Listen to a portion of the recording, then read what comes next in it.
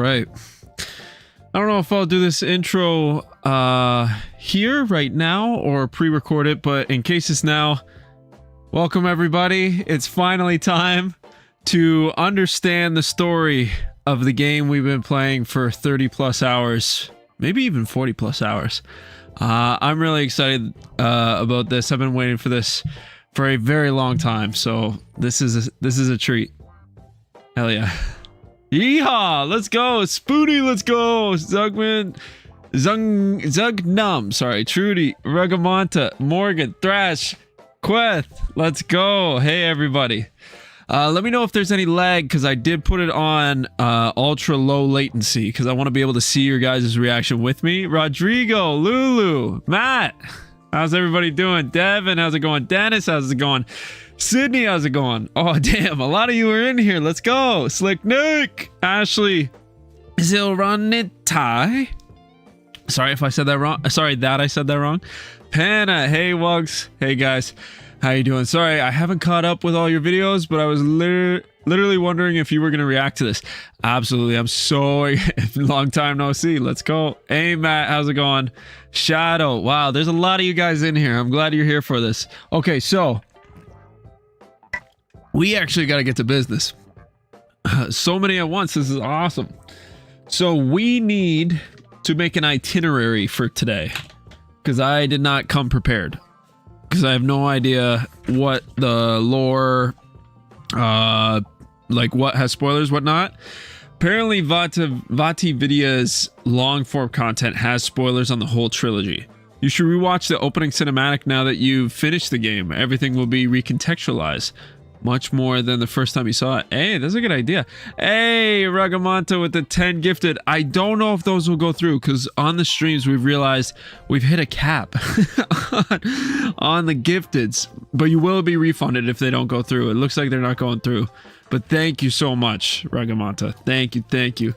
Great idea. Okay, so first we'll watch the opening cinematic. That's number one. I already know, based on what I had to look up for the thumbnail, we're at capacity. Don't watch the remastered versions of Vati's vids. Gotcha. The thought counts, Raga. Yeah, thank you so much, dude. It does. So I want to watch Prepare to Cry for Sunbro, of course. You can hit the Hawkshaw Ultimate Timeline video. A Hawkshaw Ultimate Timeline. Hawkshaw. Well, thought it would be a good way to celebrate you finishing Dark Souls. Hey, but dude, thank you so much. I really appreciate that, dude. Yeah, I don't know what it is. I think it's that people have to sign up to receive gifteds, and I think everybody that's subscribed has, unfortunately. Hey, Game On Girl Mom, Thorn, how you doing? Ruffer, and sorry if I missed some people. Mikolaj, Juggler, how you doing? Sorry if I'm missing people. Has anyone checked out Epic Name Bros lore vids? Reaction videos are always dope. Yeah, I'm really excited. Hey, Spoony, here's 5 for just being a bro to my boy Solaire. Hey, let's go. Thank you so much. Hey, Summer, how you doing? Love you. Hey, Spoony, thank you so much, guys. Thank you. All right, so let's look at this Hackshaw video first. Let's check this out. Hawkshaw.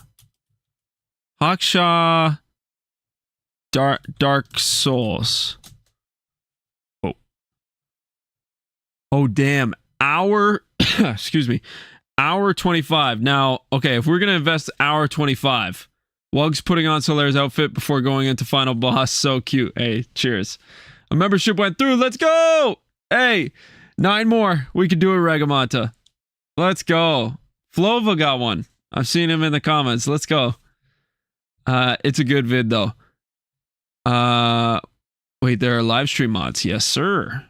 50 peeps already, dude. Everyone's excited for this. I take it. Hey, I'm really excited for it. Really excited for it. So I'd focus on some of the shorter videos for now so that you can diversify. Yeah, that's a good idea. An hour 25 is a little hefty. We'll see how it goes. Is there any short video that kind of explains like the maybe even a short. Oh, what? Okay, so what do I want to? You know what? You have live stream mods. I do. Watch the final chapter while I was at work today. Hey, nice, darn nice. It is good for off-stream consumption, but always worth it. Oh, gotcha. The cycle continues and you take the place, succeed Gwyn, prolonging the inevitable. So is there a prepare to cry or something along those lines for Gwyn that has no trilogy? Hey, Cassie, how's it going? Moo, how's it going? Sacred Liquid. Cycle. Oh, and I read your thing without saying your name. Sorry, dude. Long stream, lore till midnight. We'll see. As short clips that are only about the characters. Gotcha. There is a prepare to cry for the endings. Ooh, okay. And do you know if those have spoilers for the trilogy? Probably not. All right. Let's try Dark Souls endings. Prepare to cry. Hey, Mr. Derp. I love the name, dude. Prepare to cry, Gwyn's Light. Oh, the one I had in the first. And it's only 12 minutes. All right, let's watch this for one first, guys. So, unfortunately, I won't be able to, like, I might take a look at your messages. Probably will. But I won't be able to respond to your messages unless I pause it myself naturally, just to get, like, the YouTube video, you know, flow of everything. And to really take in what I'm hearing, which is probably why you guys are here in the first place anyway. It's popping in here. Lore brings all the boys to the yard and girls. There is a Dark Souls lore playlist from Vati. I already see. I want to watch Gwyn. So maybe we don't need a full breakdown. We just look at like some of these. Oh, Children of Chaos, Sigmire. I don't see the Solaire, but definitely that. I think we go Gwyn's Light, Solaire, then Artorias, and then to start off. Vati's stuff would spoil a lot, would they not? Apparently not the low or the shorter videos. That's what I've been told. Hello, loved the last video. I admit I was in tears the first time I fought Gwyn and heard that music. Hell yeah, that was intense. And the cinematic just for fun. True. Actually, I forgot all about that. So let's watch the first cinematic again with the context we have, and then get into those other videos. In the age of ancients, let's go. The world was unformed. Let me know if that's too loud for you guys. See if I can take it down. A land of grey crags, arch trees. How's that? I'll restart the video. Dragons. How's the volume now that I brought it down a little bit? You're seeing, bro. Oh, we ain't seeing shit. Oh, sorry, guys. Sorry. All right, this is why we do this. I thought you were seeing my screen the whole time. My bad. All right, let's go. How's the volume, though? Yeah. My bad, guys. Maybe on the loud side? Yeah, okay. I was figuring that, actually. All right, let's put it right here. Perfect. Volume is good. Volume is louder than you. Yeah, gotcha. All right, so... let me say that again for the YouTube. We're watching the opening cinematic first, and then we'll get into Vati's Prepare to Cry for the characters. But let's get into this first. Double chat. Let's go. Volume is okay, maybe a bit lower. In the age of ancients. Yeah, let me know if that's good. The world was unformed, shrouded by fog. Yes. We know this. A land of grey crags, arch trees, and everlasting dragons.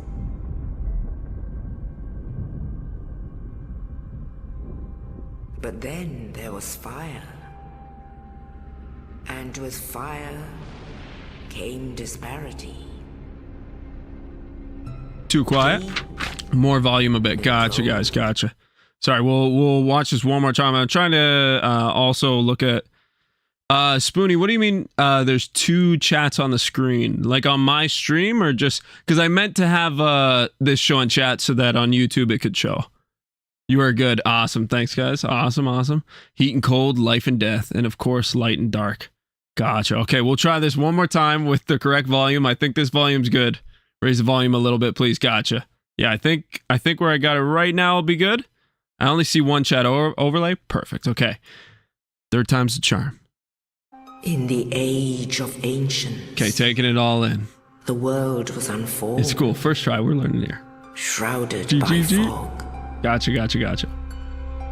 A land of grey crags, arch trees, and everlasting dragons.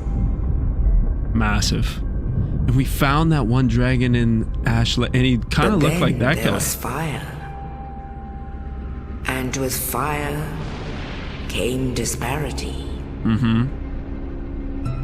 Heat Heat and cold. and cold, life and death, and of course, light And dark. and dark.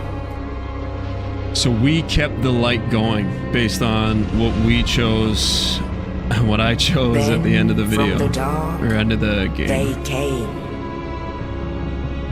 and found the souls of lords within the flame. Okay, so the Lord's souls that we filled the vessel with, but oh, so those creatures.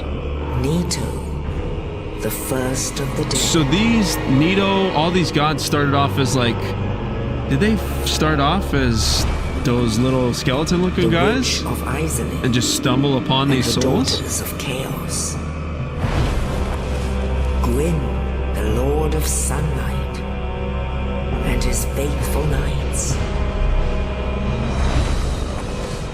And the furtive pygmy, I have no idea what the easily forgotten. furtive pygmy. I don't think. See, I thought we were gonna fight a furtive pygmy or something like that. I still don't know what that is. With the strength of lords, they challenged the dragons. I'm a sucker for the vocals. Gwyn's Like choirs? mighty bolts peeled apart their stone skills. Damn. So this must be before Witches weaved he kindles the great first flame or links the fire. Nito unleashed a miasma of death and disease. Gotcha. I think the player might have been furtive pygmies. Betrayed his own, and the dragons. Yes. This son of a bitch. This guy gave me an embarrassingly hard time. Finding him and killing him. Thus began the Age of Fire. Ooh. Look at it in all its glory. But soon the flames And will Orlando. fade, and only dark will remain. Not anymore. Because of what we did. Even now, there are only embers. Owl, you made it. And man sees not light, but only endless nights. Who's that? Oh! And amongst the living Is that are seen the girl we found in the catacombs? carriers of the accursed dark side. Yep. I still. This has made me realize that I have hardly any answers. Furtive pygmy is what my wife calls me when she's mad at me. Damn. That's unfortunate. All right, so let's get into. That's weird. I'm getting suggested my own live. Okay. All right, let's get into Dark Souls Prepare to Cry. And then Gwyn's Light would be the first one. Oh, there's a playlist. Let's do this one. Okay.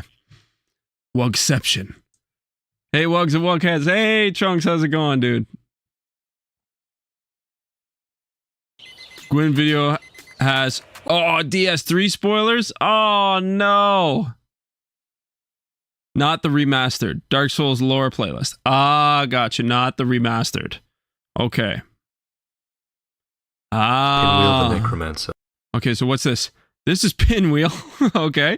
Solaire in the Sun. Oscar the Fateless. Shiva the Traitor. Gwyn in the First Flame Part 1.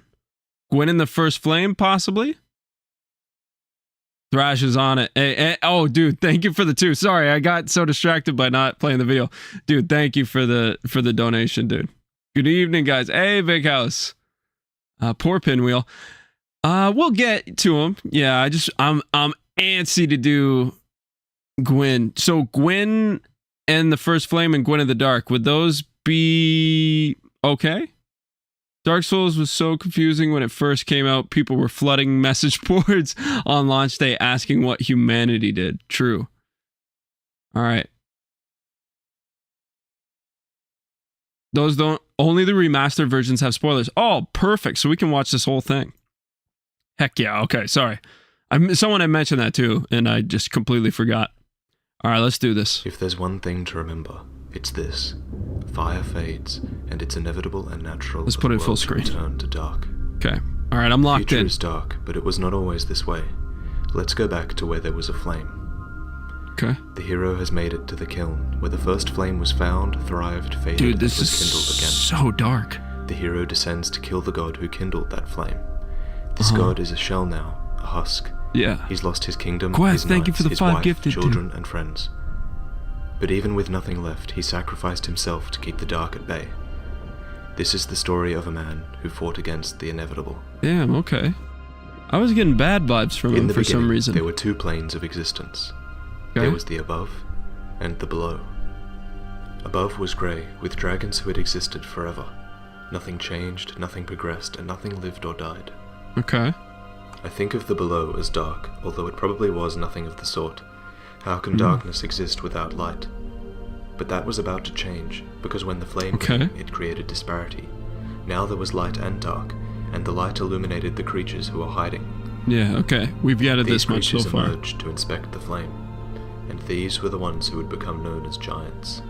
Giants? For within the flame was great power, and 4 giants claimed this power. They were giants? They claimed it, and it shaped them. Nito came to embody death. The Witch of Izalith represented life. Lord Gwyn stood for the light, and the pygmy kept his dark soul a secret. Oh. Gwyn decreed that the flame was more powerful than the grey existence up above, and the giants declared war on the dragons to claim the surface. I had no idea they were considered Alas, giants. the dragons were immortal, and many knights of Gwyn fell, but there was one dragon who betrayed his own. Seath the Scaleless, born without the stone scales of immortality, told the dragon's weakness to Gwyn. The stone scales were the secret to their immortality, and the lightning was their weakness. Well, that works So out. Gwyn and his knights fashioned bolts of lightning to peel apart their stone scales. Nito unleashed disease on their exposed flesh, and the Witch of Izalith and her followers used fire sorceries to burn their homes, the arch trees, to ash. Damn, they fucked them The up. dragons were no more. Damn, And that was so a The Age massacre. of Fire was born, and the giants began their own story. But since this is a story about light, it is also a story about dark. For it is inevitable that one day the flame will fade, and only dark will remain. Here we go. Seath was granted 3 rewards. He received a piece of Gwyn's Lord Soul, a dukedom in Oh, Gwyn's yeah. kingdom, and his own research facility to discover immortality, something he never would have had with the dragons around. The Age of Fire He was had changed the shape obsessed of the world.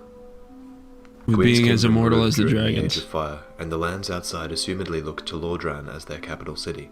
Mm-hmm. Anor Londo was built close to the sun, and eventually smaller towns and cities grew to surround it. Okay. The giants became the royalty and the gods, and humanity spread, worshipping those more powerful than them. Gwyn himself had a wife whose name is not known, and by her he had 3 children. The His statues. firstborn was the god of war, who formed the warriors of sunlight. However, he lost the annals, which were historical records. Gwyn decreed that his son would share the same fate, and all record of the firstborn was stripped from That's- the land. Gwyn's Damn. secondborn, Guinevere, was well loved, with her own statues and covenant the princess guard. The third of birth was Gwyndolin, who was born frail. Gotcha. and See, deformed. I got that wrong. He I was thought the raised as a first and daughter since Gwendolyn he were the was same. proficient at moonlight magic, which is considered a female trait. His existence was hidden, and his covenant, the Blade of the Dark Moons, hunt down sinners and protect the illusion of power in Anor Londo. Oh. For hundreds of years, the lords prospered, but everything ends. Gotcha. So they Tucked were away in just his archives, giants, not Seath is gods. desperately searching for the secret to immortality. Hundreds of years he did Six-eyed that. channelers read for him and search the world for test subjects. These test subjects are locked away in crystal golems for transportation back to the archives, where they become the subject of his experiments. Does that mean At the base Dawn of the would have prison, been a there are test the subject? Sagas, twisted monsters created from captured maidens. If you listen carefully, you can hear them crying. Yeah. At some point, the knowledge in the They're archives sent Seath demigods. mad. Gotcha. It's impossible to know whether he was insane before or after his experiments on the maidens, but one way or another, Gwyn turns a blind eye to the happenings in the archives. Perhaps it was this that led to the rebellion against the gods.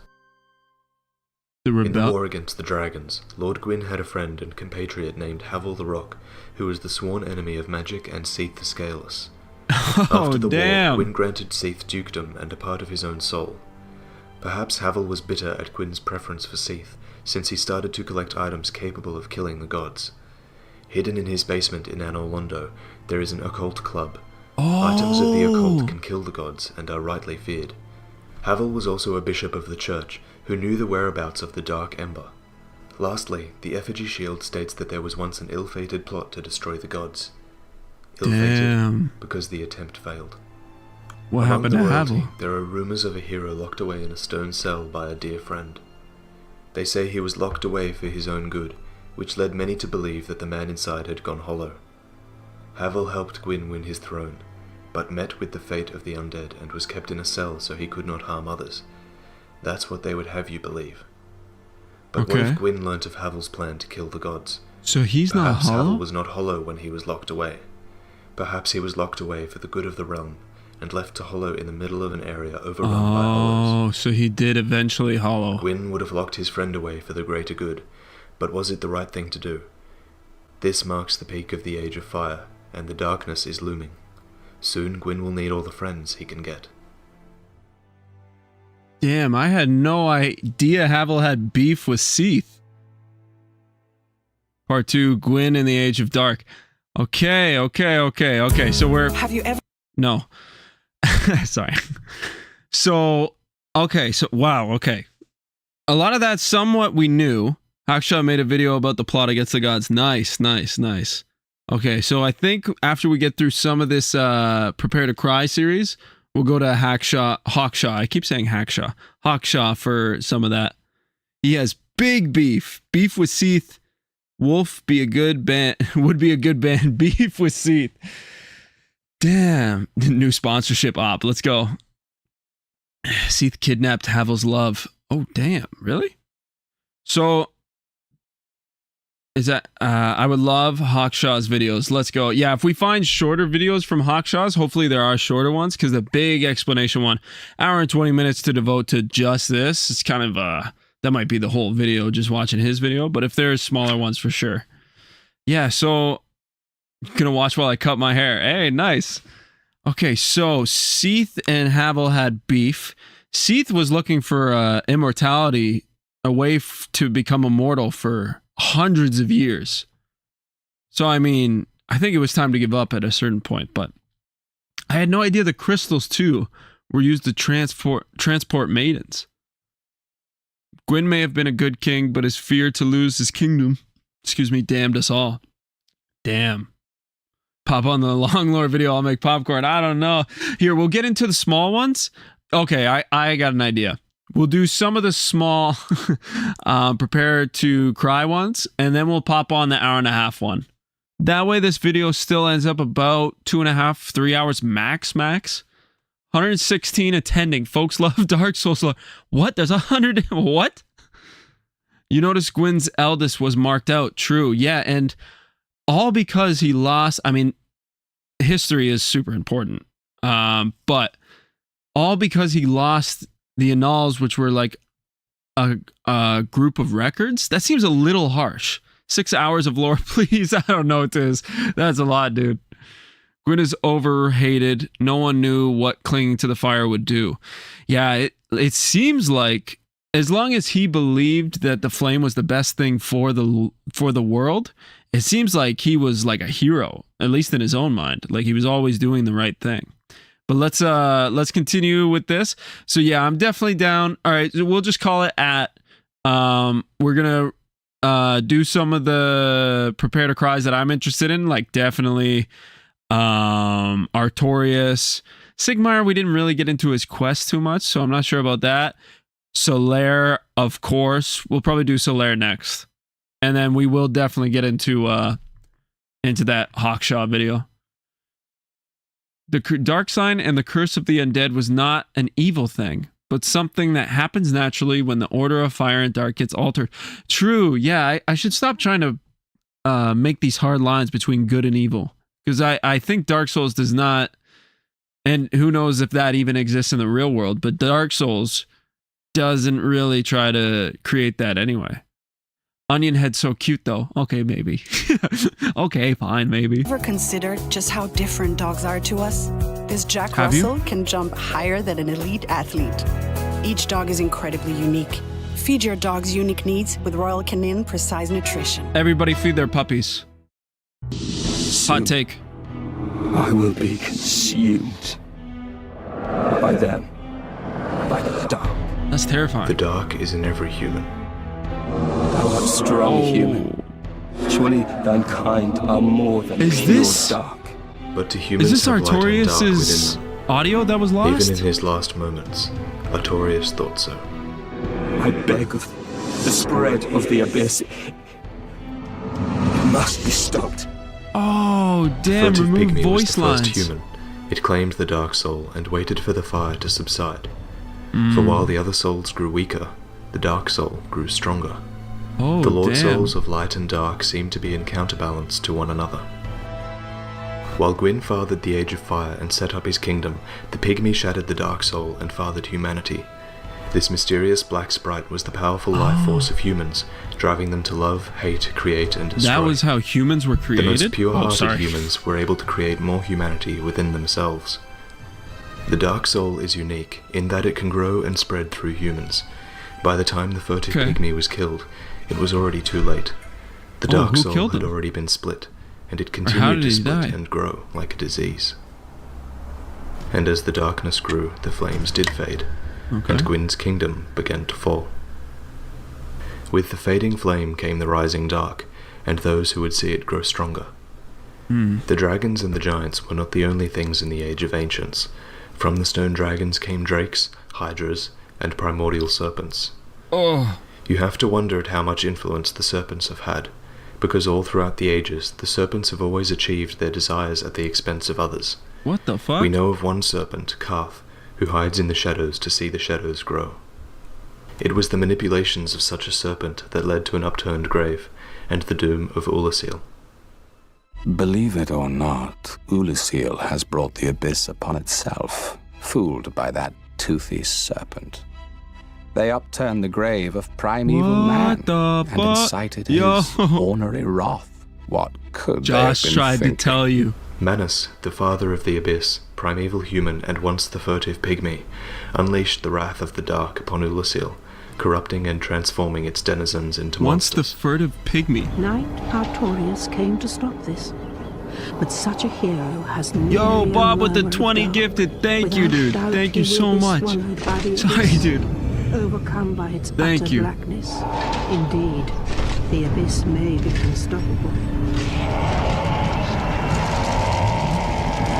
Damn, memories. Let's see if we can up this quality a bit. And Artorias was slain. Nah, it's But okay. a hero from a time distant yet near killed the primeval human in his name and ended its rampage. But Karth simply moved on to his next target. Wow. What, Gwyn his split next his own target? soul and handed it to the four kings who ruled over New Londo. It was a reward for their Who foresight, is Ka? but the kings Who only is wanted Fran? more power. Long ago, the four kings were powerful men.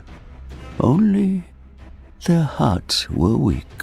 When an evil serpent dangled the art of life drain before them, The they were art of unable life to drain. resist and became pawns of evil. Gwyn had already seen what happened in Ulasil. The spread of the abyss had to be contained wherever it was found. He flooded New Londo in an attempt to seal the darkness and the kings. Damn. It was around this time that the other gods started to panic. The goddesses Fina and Velka had already been forcibly So Gwyn keeps doing things that seem extreme and like evil because he's doing all this to the people that helped him, but he's always doing it to make sure the flame keeps going, which seems to have brought like civilization, the humans, even though they have the dark sign. That's kind of tricky, but it's brought prosperity to his people and his kingdom. So he's just trying to help that. But everything he does seems to be like this terrible thing to others because they threaten what he has. That's interesting. It's hard to process a little bit. The goddesses Fina and Velka had already been forcibly exiled by Seath, and Gwyn's own daughter Guinevere was to follow. She fled with the flame god Flann and abandoned her father. Oh. Meanwhile, the Witch of Izalith was working on a plan. I wonder if we're going to meet her in She was the other attempting games. to duplicate the first flame using her own magic and her Lord Soul. Perhaps this could fight off the gathering dark. But this plan did not Holy work. shit. In fact, it backfired, engulfing the witch, her sisters, and the city of Izalith. Her soul of life became twisted, creating malformed, demonic, chaotic life. And the world saw its first demons. The Silver Knights of Gwyn still remained from the war against the dragons, and they were ordered to fight against the Chaos Demons. Despite the bravery of the knights, they were repelled by the bed of chaos. The Silver Knights retreated to Gwyn with armor blackened and charred from their journey to Izalith. They had failed. Gwyn's downfall is absolute. He's lost his kingdom, his knights, his wife, children, and friends. Holy shit. For the stronger the light, the thicker the shadows fall. There are no happy endings in Lordran. That's Even true. if you do no wrong, tragedy finds you. Maybe you're searching for the light in a dark place. Maybe you're fighting to keep your sister alive. Whether you're adventuring for the sake of adventure, or risking your life for your lord, it will do no good. But despite futility, we do these things anyway. By fighting against the inevitable, we carve meaning from meaninglessness. Damn, that was a bar. Gwyn travels to the kiln with his remaining knights, and sacrifices himself as fuel for the first flame, just so it can burn a little longer for the living. The dark will eventually overcome the fading flame, but not without a fight. The curse of the undead originates when Gwyn links the flame, granting some humans eternal life until they lose their humanity. Wow. So the linking of the flame was what Gwyn did when he sacrificed himself to make the flame last just a little longer. That's what I'm gathering. Remember to watch We Are the Souls. Okay. Kellogg's story is actually super sad. Damn. Is Vati the only YouTube channel about the lore of the Dark Souls? No. We're going to also watch Hawkshaw's mammoth of one. And I'm excited for it because to get the whole storyline, hopefully, that'll be pretty cool. Damn. I had no idea. And that's... The black armor of the Silver Knights become warped and twisted by the force of the rekindling flame, and they develop horns and a demonic appearance. Their disembodied spirits are disdained by the armor. The chosen undead awakens in it... Oh, come on now. Awakens in his cell many years later. But he will fight against the dark, or will he fight against the dark, or accept it as the age of man? They're making more money than they have ever made in the history. I gotta get YouTube Plus or whatever it is. Okay, so what did we... Who's Kath? What the fuck? Oh my... The story is ultimately about the futility of your choices. Link the fire or let it fade. It doesn't matter. The cycle goes on and everything erodes with time. Gwyn linked the fire thousands of years ago, right? Oh, gotcha. I thought they had found the flame thousands of years ago, and then the abyss was eventually just going to continue to take over, so he linked the fire in order to just like give a little bit more time to his world. He's another serpent. Kath only appears when you kill the four kings without ever talking to Framp. Yeah, but who are these people? Like, what do they mean? Why is Kath trying to bring on the dark? And I guess why, the same question could be asked, why is Gwyn trying to keep the light? I guess that's where he came from. That's how he was created, is from the light. The Age of Dark never came to be. You miss Kath. You place the Lord Vessel before killing 4 kings. Gotcha. Yeah. Gwyn linked the flame around 200, 300 years ago. He's a god serpent. If you didn't talk to Framp, you would find Karth. Gotcha. Okay.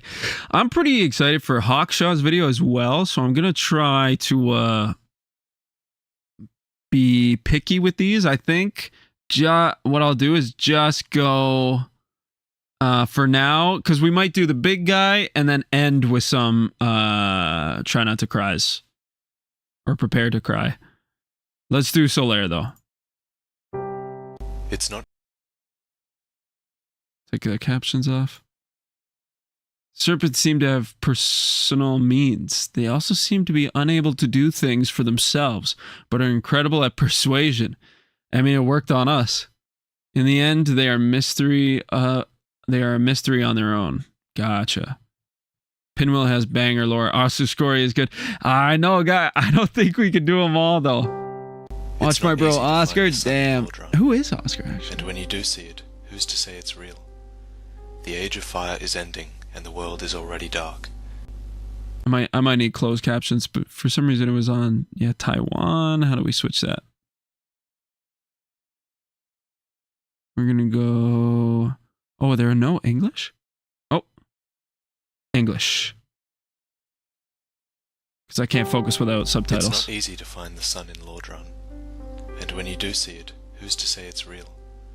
The age of fire is ending, and the world is already dark. Logan believes that there are no gods, no transcendence, only power. To become a god is simply to find that power. The lords found their powers amongst the first flame and proclaimed themselves to be gods.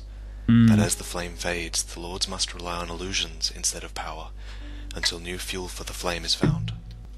True. As Gwyn burns in his tomb, Gwyndolin and Frampt search desperately for someone to replace him, to maintain their age of light a little longer. That's what so they're conspiring together. Icarus is granted wings and uses them to chase the sun, but he flies too close and falls to his death. Damn. Solaire has limitless ambition and strives to obtain the sun as well. But he too runs the risk of flying too close. It's hard to find the sun in Lordran, and the world is already dark. True. Perhaps Solaire is looking for a new light. There is a prophecy that comes from Solaire's homeland in Astora. A prophecy that sheds light on Solaire's quest. Oh, damn. There is an old saying in my family. Thou who art undead art chosen. In thine exodus from the undead asylum, maketh pilgrimage to the land of ancient lords. When thou ringeth the bell of awakening, the fate of the undead thou shalt know. I forgot about that.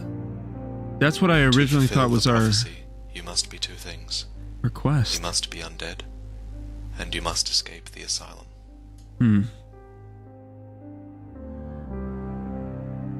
Oscar became undead and traveled to the asylum to become a part of the prophecy. You carry out his legacy. Is that the unnamed soldier? Oscar was not the only one trying to become a part of the prophecy. Oh, Oscar, is he the one Solaire sitting by the fire? The asylum. The way I see it, our fates appear to be intertwined. Both undead, both imprisoned in the asylum, and now we both end up here, in a land brimming with hollows. Could that really be mere chance? I hardly think so. So I became wholesome. undead to pursue this. He did it to Solaire's himself. quest meant so much that he chose to become undead to fit the prophecy. Oh. So if you believe that you are the chosen undead, then you and Solaire are on the same path, and your meeting was not chance, but fate. You can choose to believe that everything in your past led you here. But who was Solaire before he became undead and met you? Gwyn, Lord of Sunlight, had 3 children. One was named Guinevere, who fled her father and Anor Londo as the flame continued to fade. Yeah, gotcha. Another was Gwyndolin, born of the moon and raised as a daughter. Master of illusion, he maintains power in Anor Londo through an illusion of his sister and a fake son. I'm really glad we found this. The identity of the 3rd child is a mystery. All we know is that he was a god of war, but his foolishness led to the loss of something invaluable, and he had his god status rescinded. Yeah. Okay. Statues were destroyed, and there are places where it is clear that there have been obvious efforts to remove all trace of him ever existing. Oh, that's what that statue is. Anolondo, near an altar dedicated to sunlight, there is one statue that remains. It's the statue of a woman holding a small child, a child wielding a sunlight straight sword. The same sword as Solaire. No fucking way. Solaire never talks of the past, only of the future, only of finding his son. If he is the son of Gwyn, then he has fallen out of his father's graces. There's no But who is fucking Gwyn way. to take his powers away? Solaire would have lost his status, and nothing more. Even though his equipment has no special powers, he travels through Lordran with little trouble, reaching Anolondo, Demon's Ruins, and Lost Islith before you. It is said that the God of War still watches This is a over really his old warriors. video. Solaire crosses between worlds to help you take down your foes. I love this version of story. I believe in my whole heart that Solaire is a son of Gwyn. In the end, it doesn't matter if Solaire is the son of Gwyn. Okay. To the world, he's simply a friendly man who helps his comrades. when Very they are in friendly need. man. We can't have the DS3 knowledge He is a shown to man who us. gave everything he Gotcha. had to find something, despite looking. So I'm gathering that this might not be the case due But after to other years of games, searching, but his so I'll hope keep that in turns mind. to despair. And his despair turns to madness. Yo, Sydney, becoming a wughead. Let's go, dude.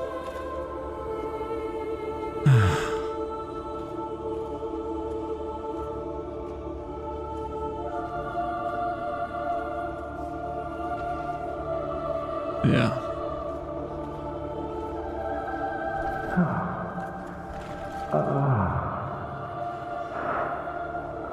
See, he even shoots that light like Gwyn does. I'm just realizing that now. Gwyn literally does that in an opening cinematic. In my head canon so far, Solaire is the son of Gwyn. I have. Yes. I did.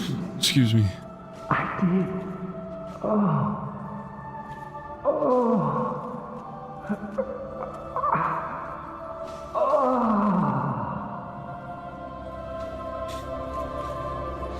Just gotta add those Dark Souls 1 moans. It's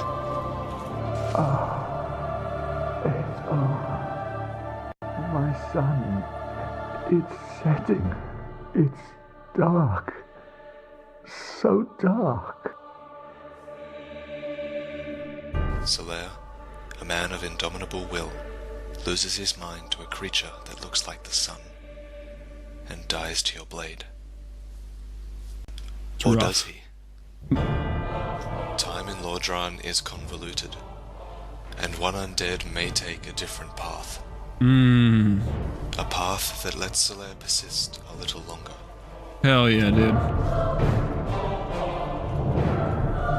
I love this editing too. Well done. The music. So you have to kill every one of these guys in order for Solaire not to go hollow. A path that takes you both to the kiln of the first flame, where Solaire can fight for his son. Wow, dude. That would have been so sick.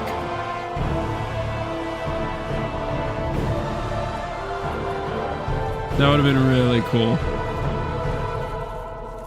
Do it, son, bro! Do it, son, bro! Even though Gwyn is like a good guy-ish. Wait, does Solaire want to kindle himself? Oh, you only have to kill the one that drops the sunlight maggot. Gotcha. Damn. Oh, that would have been intense.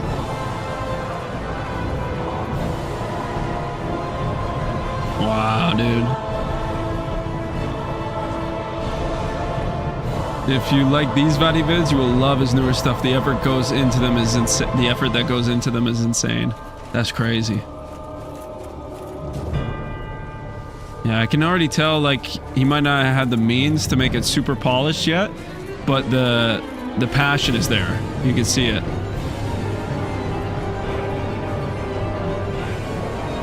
Damn, this is taking them a while.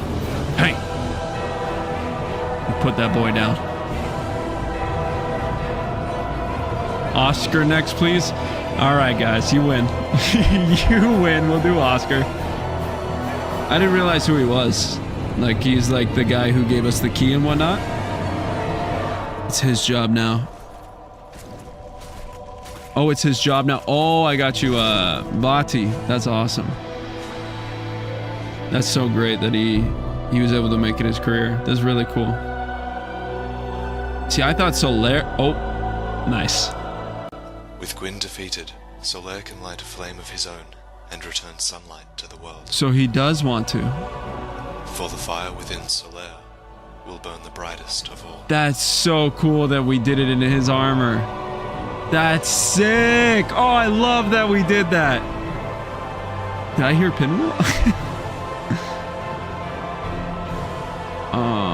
Then Pinwheel. Okay, you guys want a lot of them.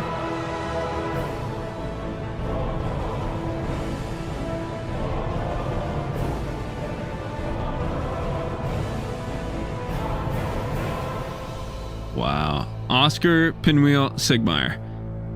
And Artorias. Gotta do it. Actually, we know a lot about Artorias, I think. You're welcome, dude. No worries. Oh, yeah. I don't think I'm subscribed. 3 million subscribers. Yeah, I'll support. I'll do my part. All right, guys. We're going to go into Oscar next because it seems to be a very, very big deal to do that. But I'm going to praise Chair first, and then we'll come back and watch Oscar.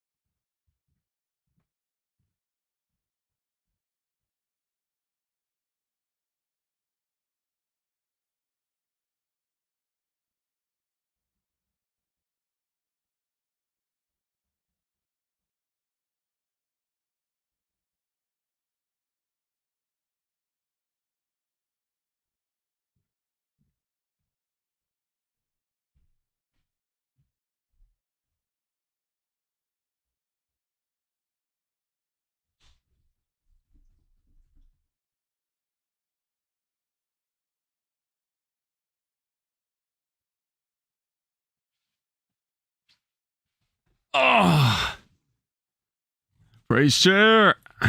Oh, by the way, oh, you can't see it with the camera a little bit. Let me pop this a little bit. I got a new shelf. This is so fun. Hey, this is fun. Thank you, Cassie. Hey, Matthew with the 5 gifted. Let's go, dude. Thank you. Thank you. Thank you. Yeah, this is my first, I haven't got the money yet because I got to do taxes and I hate it. But I got to do taxes.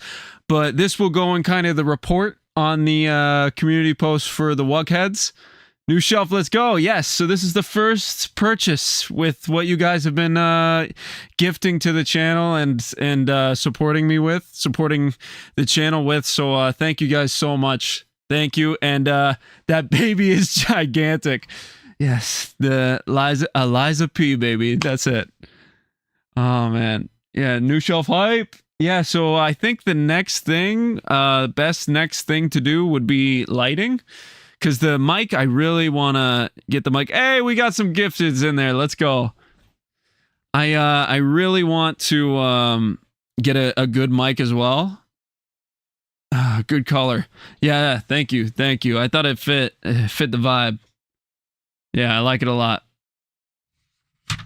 Our first lady, Eve. Yeah, I want to get because Summer said she'd commission a picture for free, so I want to do that and get a what do you call it, a figurine. But all right, guys, Shelf Somo says lame as you. JK, love it. Damn, Matthew, thanks. Thanks. We all know we're all here for Chair. I understand. All right, so let's go. I think you guys want Oscar next, so let's do Oscar next. Oscar the Fateless. So if these videos don't have DS2 and DS3 spoilers, did he make these videos like as soon as Dark Souls came out? Let's see, the 11 years ago. He's been doing this so long. I'm so happy for him. That's awesome. He's been doing this so long. Get this man an ad blocker. True. Sorry, guys. At least they're short. Thank you, Vati. How irresistible. Is there a reason you don't run an ad blocker? Laziness. Haven't set it Those up. who are afflicted with the dark sign live forever, locked in a constant state of death and revival. Until but they go immortality hollow, isn't right? seen as a blessing here. It's labeled a curse, and with good reason. Death is replaced by a form of insanity, a state where humanity is lost and the being becomes hollow. They no longer have the will to retain their humanity, to maintain their body or their mind. Hollowing is a constant process, but a point of no return is reached where humanity cannot be restored. We meet Oscar of Astora just before he reaches that point of no return. Yeah, because he fought us. It's so easy to forget Oscar's role, but meeting him is arguably the most important thing that happens to you. That's true. Without him, you would still be locked away. He goes to the trouble of finding a key to your cell. But why? Well, That's a good question. Thou who art undead art chosen. In thine exodus from the undead asylum, maketh pilgrimage to the land of ancient lords. When thou ringeth the bell of awakening, the fate of the undead thou shalt know. This is a saying passed down through Oscar's family, but it's more than just a saying. Can I just say, his choice of music is peak.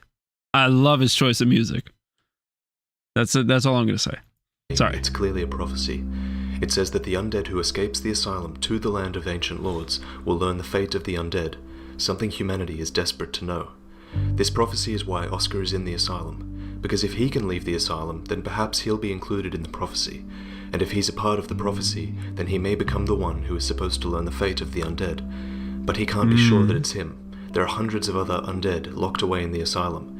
So, while he's on the roof, he attempts to let undead out of their cells, hoping to kickstart the prophecy. But there's something else on the roof. The asylum demon guards the prison. Have you ever wondered why you find Oscar dying in a closed cell? There's only one entrance, and that's a hole in the roof. He was smashed into this room by the asylum demon. Damn. You are a godsend to come at this moment. I wish to ask something of you. Oscar What a tells you the selfless prophecy dude. and hollows with the knowledge that you might be the fated undead to leave the asylum. And he's right, you are. But what if Oscar had lived? What if you had both left the asylum together? Please, come quickly. It is your fate. Wait, what? A pleasure to meet you. Sage Framt has spoken to me about you. I am Oscar of Astora. I wish to thank you for how is ringing this the bell of happening? awakening. I am preparing to leave. I will follow Sage Framt's instructions and will seek Anor Londo by way of Sen's fortress. May we each fulfill our respective purposes. I hope that we meet again somewhere. How can you do this? If you believe the prophecy, it means that either yourself or Oscar could be the chosen undead. Both of you meet the requirements. Both of you left the asylum. Okay. But as time passes, it becomes more clear that you are the chosen undead, not Oscar. You're the one who rang the bells, and you're the one who meets the prophecy more strongly. I cannot just stay here. I must find my own purpose. Every undead chases a purpose to keep themselves from hollowing. For Oscar, it's different. He's searching for a purpose that's worthy of him, and this obsession is what will spell his tragic end. Well, how long has it been? Glad to see you safe, but be careful. You must be the same as I. In search of the grave of Sir Artorius. This forest is the territory of a fierce band of thieves. They assault any and all who seek the graves. What if we were to join forces? How about that? If we work together, we may escape the bandits. Does that appeal to you? Very well. Let us keep our wits about us. One can always do with another pair of eyes. I have no idea how he would have survived. Things appear to have settled. I was right to partner with you. I will have a short rest here. Feel free to go on ahead. While both of you make it through the world, you triumph before Oscar, and succeed where it matters. And finally, you make it to the kiln of the first flame, to either replace a dying god, or to finish him off. Whatever path you choose, Oscar chooses the opposite.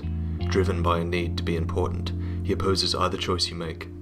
Whether you finish off the dying god, or leave the first flame to die. So it was you. I had a feeling. I shall destroy you, as fate has commanded me. Foolish pawn of Darkstalker Karth and fiendish Dark Lord. Perhaps you choose to replace this dying god and rekindle the Age of Fire. I have waited for thee, foolish slave of the gods, and pawn of Frampt. I will kill you and become the true Dark Lord. What the hell? So if he was somehow saved, we would have fought him?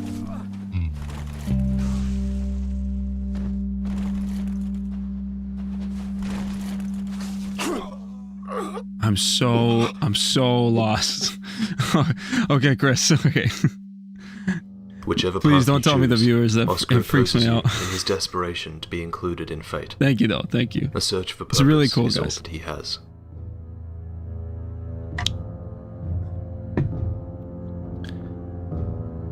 Man, I am so lost. Like, he dies by the asylum demon that's on the roof. So how could we have saved him? Proud of our boy. Sawi. No, Chris, you couldn't have known. You couldn't have known. But thank you, dude. Thank you. You can't. It's cut dialogue. Oh, have you seen Kath's cutscene yet? No, not in its entirety. Just like a glimpse of it from the one lore video. It's cut content. Gotcha. No, rock gets rolled into him through wall. Interesting. Oh, is that what finishes him off? A lot of cut content. Damn, it sucks that there's so much cut content, and then they had to keep the Lost Isla stuff. I'm sure that that screwed with them a bit. Yo, Bob with the 50 gifted, dude. Holy crap, Bob. Thank you so much. I hope those go to some people, dude. Thank you so much. That's crazy, dude. That's crazy. Bob. Thank you, dude. Seriously, thank you so much. Anybody that's not subbed, hey Gaston, he knows. You can set your settings to accept memberships, and then you'll get a membership from Bob. But that is so sick. Thank you, dude. Thank you. And I saw in the comments already someone scream Pinwheel, which I am the least excited for. It's only 3 minutes. I'm the least excited for because Pinwheel didn't really strike me as anything. Wait, I might not be able to. Pinwheel the Necro. Like, he was such an easy boss. I didn't really understand him, but hey, maybe we'll get some context. Pinwheel Fish the one, how's it going, who dude? Stole the power of better a late, grave lord, better a late mother, than never. A child and Here, a let me father, recite this. all Sorry. fused into one. All right, 3 minutes. I can focus for 3 minutes. Pinwheel the Necromancer, who stole the power of a grave lord, a mother, a child, and a father, all fused into one form. His tale is one of guilt, regret, and a desperate desire to fix his mistakes. Death masks are mementos of the dead, representing the wearer before they passed away. Mask of the Father. This mask, belonging to the valiant father, represents great burden and equipment. Damn, nice load. edit.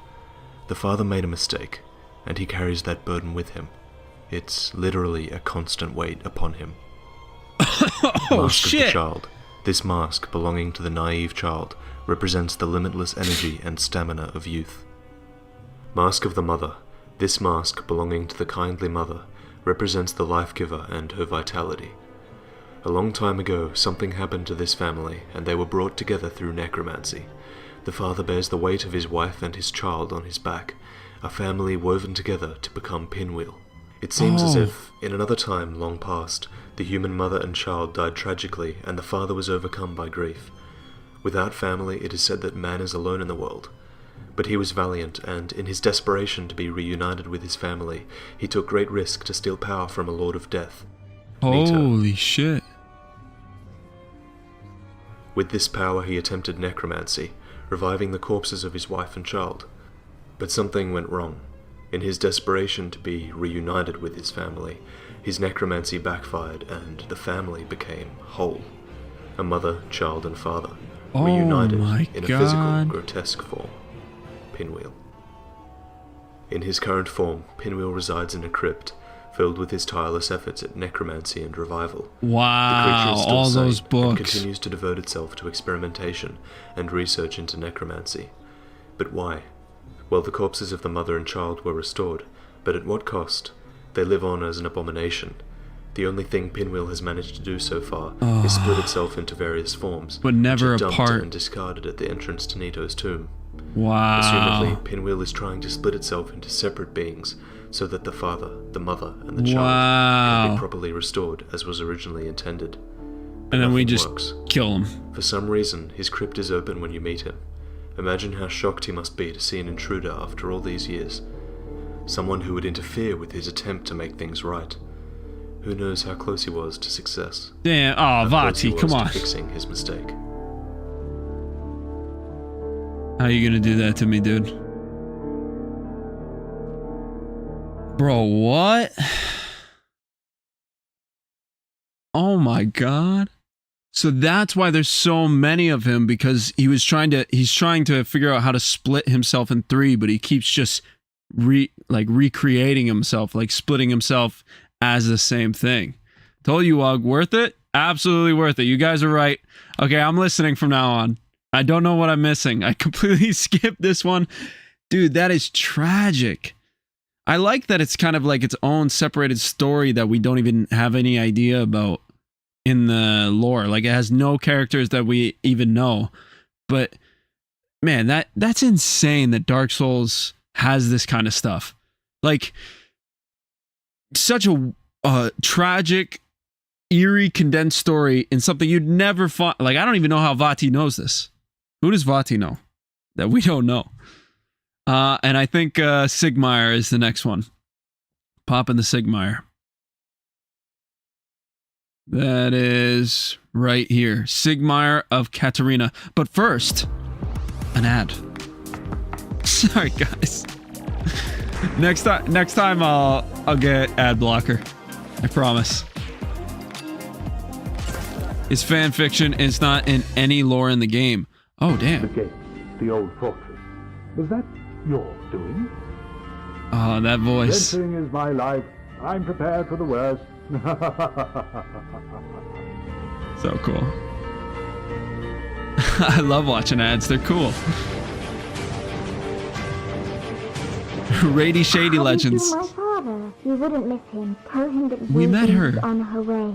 Oh, so just stay put and keep out of trouble. Perish, foul creatures! Holy shit! Together. Our fates do seem entwined, don't they? Perhaps this, too, is the will of Lord Gwyn.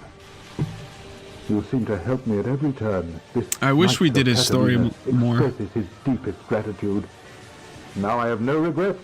I shall depart for my final adventure. Wherever you go, may you be safe. You are a true hero, to be sure. Perhaps the time has come. I am Sigmire of Catalina, and you shall feel my wrath! Oh, fuck, I'd want to see that. When an undead loses all hope, they begin to hollow. Sigmire is an adventurer who prides I gotta hit that one more. himself I gotta hit that one more time. I'm sorry. That was hard. Who is this voice actor? Come. I am Sigmire of Catalina, and you shall feel my wrath! Oh! Dude, that hits your soul. Oh my god. Holy shit, dude. I got chills. Well done. When an undead loses all hope, Bro they popped begin to off. He hollow. did. Sigmire is an adventurer who prides himself on his bravery. His ability to progress and Holy explore shit. is what keeps him from hollowing. The name Sigmire means victory. Success is at the core of who he is. Sigmire means my victory. life. I'm prepared for the worst. Victory. With good intentions, the chosen undead saves Sigmire time and time again. The man learns that he only has to wait for his problems to be solved. So, in helping Sigmire, you take everything from him. And an undead who loses everything becomes hollow. I've run flat up against a wall, or a gate, I should say. The thing just won't budge, no matter how long I wait. And oh, have I waited. Good for him for not going hollow right there. This is quite a fix. We need another got to 3. this. No, maybe 5 bodies. Quite a fix man. indeed. PTSD from the audio issues. By my knighthood, I'm ashamed to ask, but can you spare a few We got scraps of here. moss? How close As did you we save get? Siegmeyer, you are draining his belief in himself. Every time you help him, he becomes more and more hollow. Oh my That is, god. until he decides to make a final stand. He sacrifices himself to repay his friend, but you take that victory from him as well. What do we do? Friend, I have an idea, a good one, really. I will rush those dire fiends, and you can slip away in the confusion. Please. Yeah, we never got this. By the honor of the Knights of Katarina, allow me to assist you. And now, I go. Don't be slow.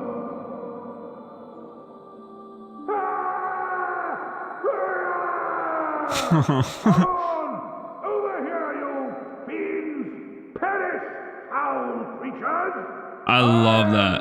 Siegmeyer of Katarina, and you shall feel my wrath! Hell yeah, dude. If you allow Siegmeyer to sacrifice himself while you escape, then he will die with his honor intact. However, the only way for him to survive is if you shame him and save his life again. But you, didn't you get away? Well, Damn. you saved me, once again. Oh, thank goodness. I'm exhausted. This is the last time you'll see Siegmeyer alive. Bro, by the way, what is this sword? What the hell is that? Have you seen my father? He wouldn't miss him. A suit of armor just like mine. Sieglind is the daughter of Siegmeyer. She risks the perils of Lordran to tell her father his wife's dying words. My daughter risked life and limb just to find me, to deliver her mother's last words. And the poor girl's not even undead. Heavens. That is badass. I never asked her to do that. That is crazy. It would seem that Siegmeyer abandoned his daughter and wife for a life of adventuring. It is clear that Siegmeyer cares for his daughter and her for him, but something has happened in their past that led to them being kept apart. After hearing his wife's dying words from the daughter who risked her life, he goes on his final, reckless adventure. Hollowing is a slow process, with the undead suffering many deaths before they hollow to a point of no return. The name Sieglind means gentle battle. I believe Sieglind has killed her father before, but only out of necessity. If he goes hollow, I'll just have to kill him again.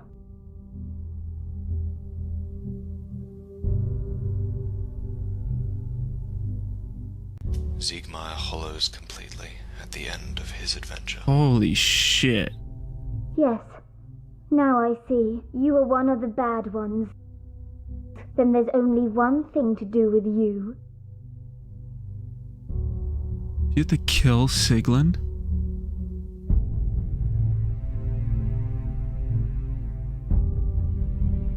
Again, the music.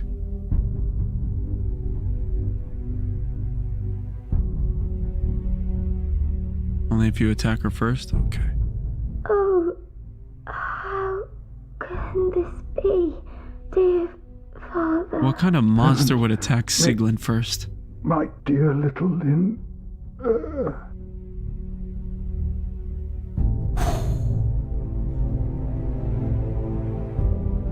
Oh.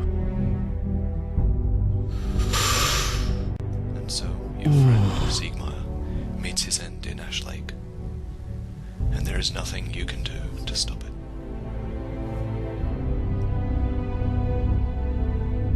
My father, all hollow now, has been subdued. He will cause no more trouble. It's finally over.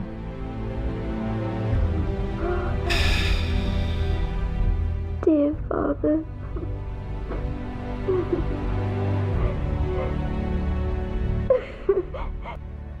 Dear father. Wow. She had to kill him? Oh my god. Oh my god. She's so bubbly. Hey, yo, with the a wughead for 1 month. Let's go, dude. Welcome to Dark Souls. Oh my god. That was tough. When that line, oh, my little Lind, or what have you, that was rough. Oh my god, dude. Okay. Now, what the hell are you what do you guys want to do to me next? What the hell, guys? No happy endings in Night City. Dark Souls. Oh man. We Are the Souls. Is that another? I think we're gonna just everything that you guys want out of this, and then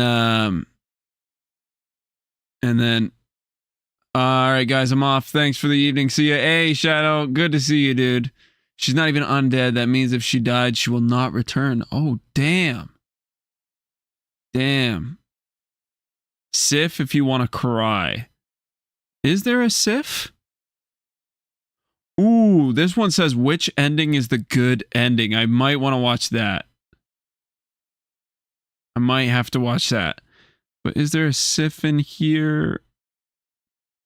I don't think there's a Sif in here. Lore a bit about Nito and Seath. Well, guys, I think what we'll do first, though, is watch that big one. If you guys are ready for a movie, all lore is good lore. We could watch the Long Hawkshaw one if you guys are ready for... If you guys got some popcorn, Baby Wug check-in.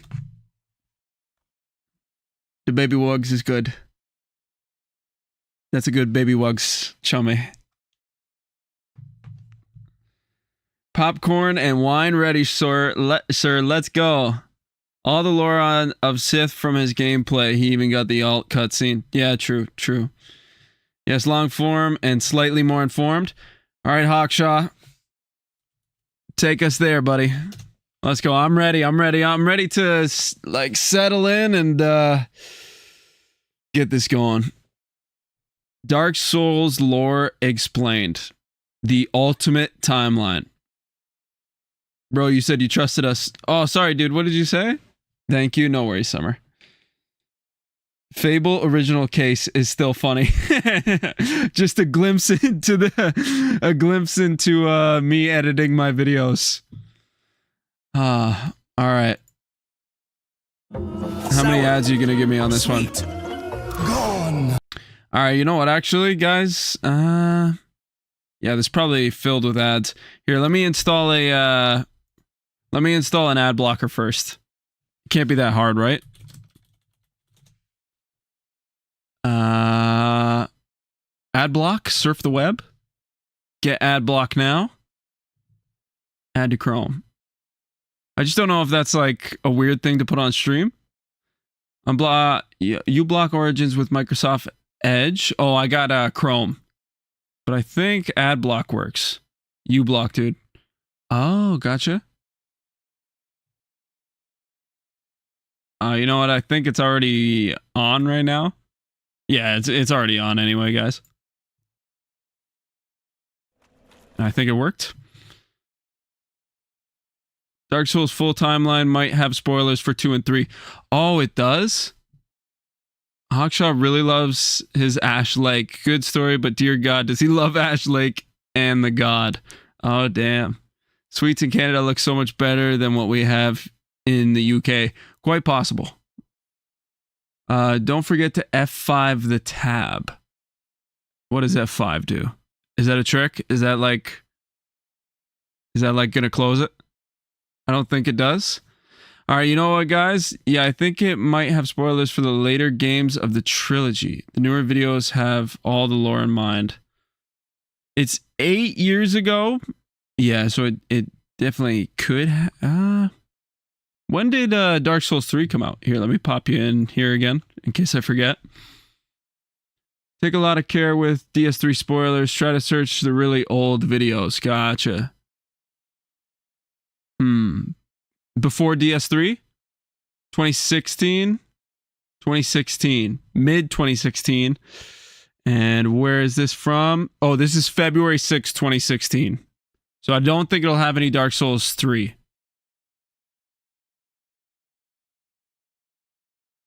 Dark Souls 3 came out in 1999. Wow, that's incredible. 8 years ago, so not sure. Here, I'm going to look up Dark Souls release date. 3 release date. March 24th, 2016. Okay, guys, we're good. We're good. And DS2 for sure is really not related to DS1 story, so you're good. Yeah, that's what I was thinking. That's what people have said. It, like, the story is kind of like a side thing. So I think this will be okay. But, all right, guys. I hope you guys are ready to sink into this. Let's go.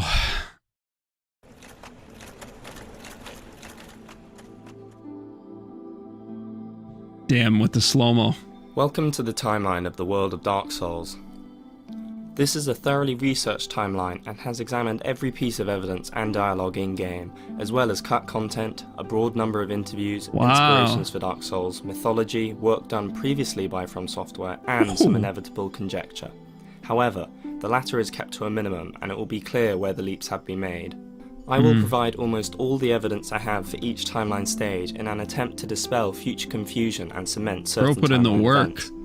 Some sections of the timeline will have pieces of evidence held back, as we have some upcoming videos shedding new light on characters, events, and cultures that I don't want to spoil. If anything in this timeline interests you, expect further explanation in more specific videos that are up and coming. Gotcha. Before beginning, there are a few timeline mechanics to consider. Some that have been mentioned before, and some that we have found in our own research. The first is from the White Sign Soapstone and Solaire's dialogue, which both state that the flow of time is distorted. However, I would like to note that it seems, despite difficulties when facing evidence that challenges assumptions, that the lore is remarkably consistent, and this is really a multiplayer mechanic. Broadly, it can be approached in a classical cause and effect framework. Another is that the game was rushed out in a partially incomplete state, and therefore there are certain in-game inconsistencies and original game to DLC inconsistencies with regard to timeline. A third is that the complexity of Dark Souls lore includes characters with individual motivations. True. There is a degree of conflicting information which shows that it is likely that several key pieces of dialogue that mention amount of years are possible lies or used for manipulation. Finally, there is confusion given by in-game versus out-of-game information. All demons are born for the fire of okay. This is not going to be a pocket-sized piece of lore sentimentalism, but a historical evidence-based video for the Dark Souls lore enthusiast. This guy, like, really looked at this like he was writing his... What's that? I'm not smart enough. What's that thing in college where you have to write something at the end to pass your college exams? He's like getting his thesis, dissertation, that's it. He's literally trying to write a dissertation on this thing. I like this. I think this is exactly what I was looking for. Oh, Joe. See you, buddy. Sorry I missed that, dude. Thesis or dissertation. Yeah, one of those two. This is really exciting. So strap in. I will. Nice visual. First, there was the Age of Ancients. Mm-hmm. When the intro states that there are grey crags, arch trees, and everlasting dragons, I believe that the dragons were the only creatures in existence, but in pure, everlasting form. There is no time, as there is no change. Then there came the first flame, but long before what we call the Age of Fire. It brings life, death, light, and dark, but also emotions, including corrupting emotions such as hunger, greed, anger, and so on. Time begins as disparity brings about change. Life, I believe, also allows everlasting dragons to reproduce, and it is likely that some dragons are corrupted into imperfect dragons. Perhaps primordial serpents are examples of this, created by greed. The word primordial is defined as existing at or from the beginning of time, and I believe therefore the primordial serpents come about when the first flame brings time. Okay, so a lot of this is theory. We'll keep that in mind. Into these serpents. Primordial is also used to describe the crystal we find in-game that Seath uses, which I believe came about with the coming of life. The Alluring Skull states that souls are a concentration of life.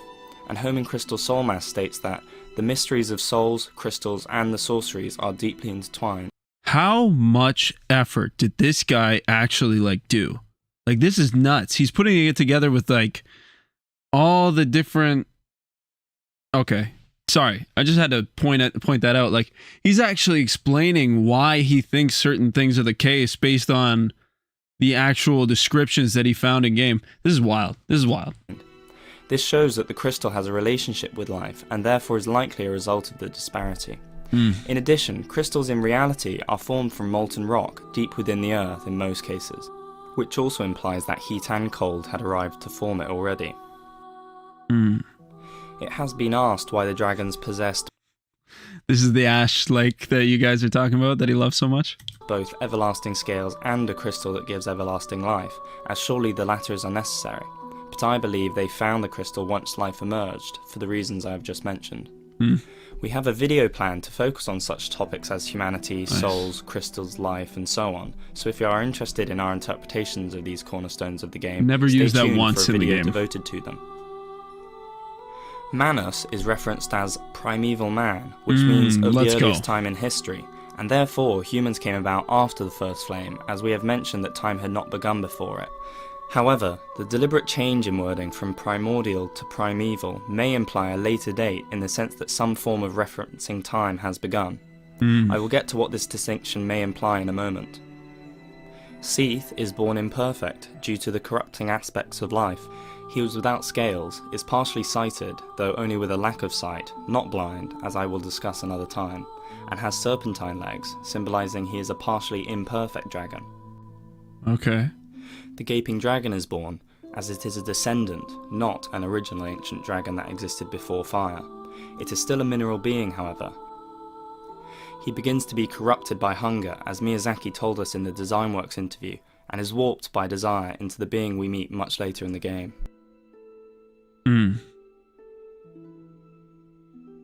Okay. I take it this is important. Miyazaki in the Designworks interview. I am also a huge fan of the Gaping Dragon. It's a little different to the other dragons in the world. It's part of an ancient race of mineral-based life forms, existing since long before the emergence of mankind. Yet despite its superiority over us, its time has passed, and it finds itself alone in the world. The last of its race, forced to survive in any way it can. As to what triggered this change, well, the emergence of life corrupted it. It was warped by emotion and desire. That is Miyazaki himself saying that. Damn, okay. 10 out of 10 design, 3 out of 10 boss fight. Not for me, only because that was the one and only summon. Oh no, I summoned for the moth. But that was a summon with Solaire, which was amazing. But obviously that's completely different. Then, from the dark, they came. They are created by the emergence of life. They were not hiding. The Dragon Covenant talks of seeking the perpetuity of the ancient dragons, and I believe these other life forms that came were not immortal like the dragons in the Age of Ancients, and instead were created in the disparity of life. I don't believe they were humans, but giants, among other forms of life, of course. Gotcha. The they may actually refer to the variety of humanoid life that emerged, but humans are not those referenced. In the time of the DLC, giants are dismissed as brutish, and yet Elizabeth says, "Thy scent is very human indeed, but not intolerable." In addition, Kieran forgives you for being human, as well as all the negative appraisals of human nature when you engage her in a fight. There must therefore be one or more separate castes, if two, those being humans and giants, are simultaneously derided. For reasons of similarities to Greek mythology, I think the giants are akin to the Titans, and the lords are like the gods. They are related to each other, but it is more like a step in evolution. I will go more into depth on this in the upcoming Stories of the Gods series. Damn. Humans, I believe, are likely created. All-Father Lloyd has this epithet, but why? He is not the father of Gwyn or any other lords to our knowledge, but he has an affiliation with the human world despite evidently not being human himself. Thus, it is likely he created man in the same manner that gods have always created humans in mythology. As previously mentioned, the choice of word primeval I believe supports this, as it implies it is at the beginning of record keeping, as opposed to simply the beginning of time, and therefore after the advent of they coming from the dark. He thinks Gwyn created humans, but I thought... See, I thought the furtive pygmy with his dark sign created humans, and the dark sign, like, the spread of the dark sign created humanity. Begins to develop. The massive structures surrounding the Kiln of the First Flame imply the architecture was originally built by and for giants. It certainly wouldn't have been built just for Gwyn's rekindling, and this was likely a city of the giants for a time. Nito dies, and at the very least becomes first of the dead in the sense of being foremost amongst them. However, the Gravelord's sword miracle states that it is known only by servants of the First Dead, an item description which is often missed when discussing his title. A very likely interpretation of this is that he was also the first ever to die. Whichever you choose, it is necessary for his death to be very early on. He is the Grave King in the Tomb of Giants, and his huge size makes likely that he was a giant himself. Yeah. The Witch of Izalith is likely a giant too, given how she towers over her children in the intro, who we later see are human size. Unless one guesses that they are all children in this moment, from perhaps all being born simultaneously, this must mean that the witch is a giant. However, we know from the Chaos Firewit pyromancy that they weren't all born at the same time, since there is an eldest daughter. Damn. The culture spreads into Lordran, where, according to Solaire, Gwyn was born. Lords, or the slightly different race to giants, emerge. Anor Londo is built along with the archives, as when Seath is granted access to them for betraying his kind, the phrase implies they exist already and are not his. They are also already named the Regal Archives, i.e. they are not Seath's, as he is only granted dukedom by Gwyn, a rank below royalty. Damn, this guy's going in with these like... Oh, no. It can't be Seath's because dukedom is less than royalty and they're the royal archive. Holy. This guy's deduction skills are on point. So one thing that confused me, though, is they're like Lordran. So, okay. The fire created all life, but all this is happening in Lordran and you only get there by dying. But how come the gods reside in Lordran instead of the real world, or the world you start in? That really kind of screws with me. Yo, chill, Drake, chill. Not Gwyn, the dude who started the church. Gotcha. I have to juggle between this and a Twitch so I'm lurking for a bit. Hey, no worries, juggling. No worries. This goes deep. It does go deep. Damn, Lordran is part of the real world, I think.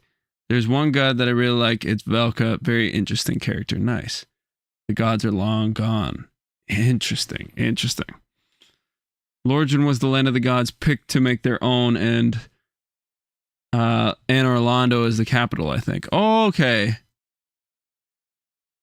Oh, so it's not really an alternate reality. Okay, gotcha. It's more of a different place. And you're thrown into the asylum. Oh, okay. I thought it was kind of like a Earth and Heaven type of situation. No, it's still part of the same world. It's just a different area of the world. That makes sense. That makes sense. All right, guys. Sorry, I'm drinking a lot of water here. I'm gonna praise chair again, and we're gonna come back. I don't wanna miss anything because I have to pee.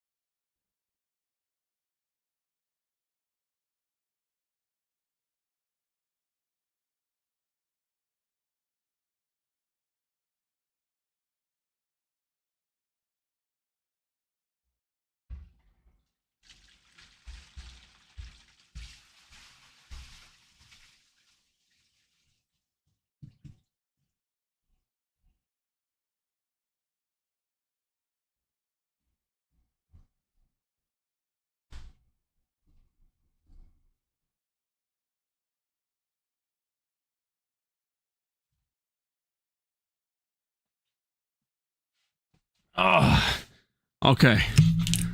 Chair being coy once again. Hail the chair. All right. Need oil painting of chair. True. Yo, the chicken nugget gets me every time. Chair, oh chair. All right, so let's learn. So, all right. We're kind of reviewing at this point, but not really. So there's a lot of theories going on. He's really trying to understand like the entirety of the world. Like how did it come to be and like why everybody's doing what they're doing. That's pretty sick. Try holding with both hands. That's the real question. What are we trying to hold with both hands? The archives had therefore been around for a long time before this, implying culture, academia and so on well before Seath's turning. Okay, good point. During this spread of culture, roles in society come about. Knights are in existence before challenging the dragons, and miracles are as well, as shown by both the Silver Knights and Lightning Spear miracle in the intro. Therefore, at least some form of religion is likely being developed already. See, now, I'm not sure about the other games and how deep they go. The type of breakdown he's doing here, though, is like really deep. Like you have to have a lot of faith in the people making this stuff that they put this much thought into it, because there's a chance that he's saying all this and Miyazaki is going, I didn't really think about that.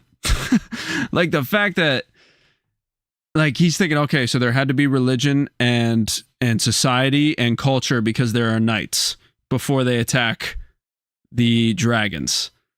Like that's a lot to put on a creative. Like it's like, no, I just wanted knights in the fight, dude. I just wanted some knights. They absolutely did, but Miyazaki likes to troll, so well, yeah, okay.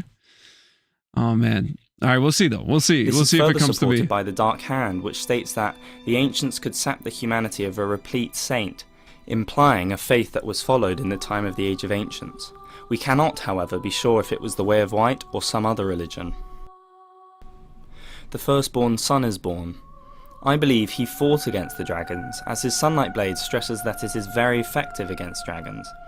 In addition, the lightning spears, which are thrown in great number in the intro, are granted to followers of the Firstborn Son's Covenant, and are again emphasised to be effective against dragons.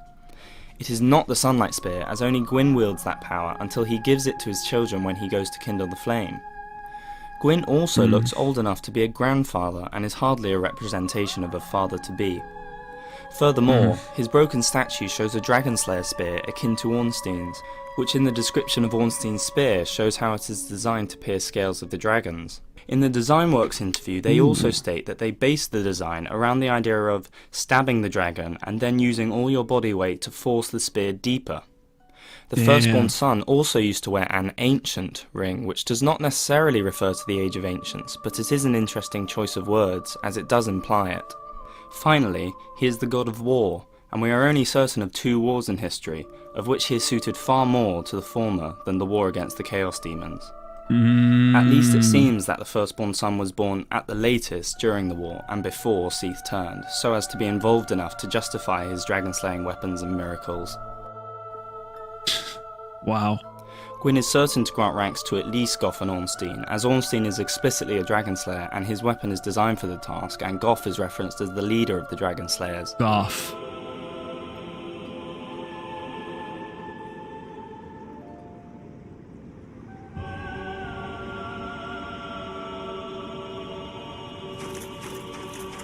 That was abrupt, right?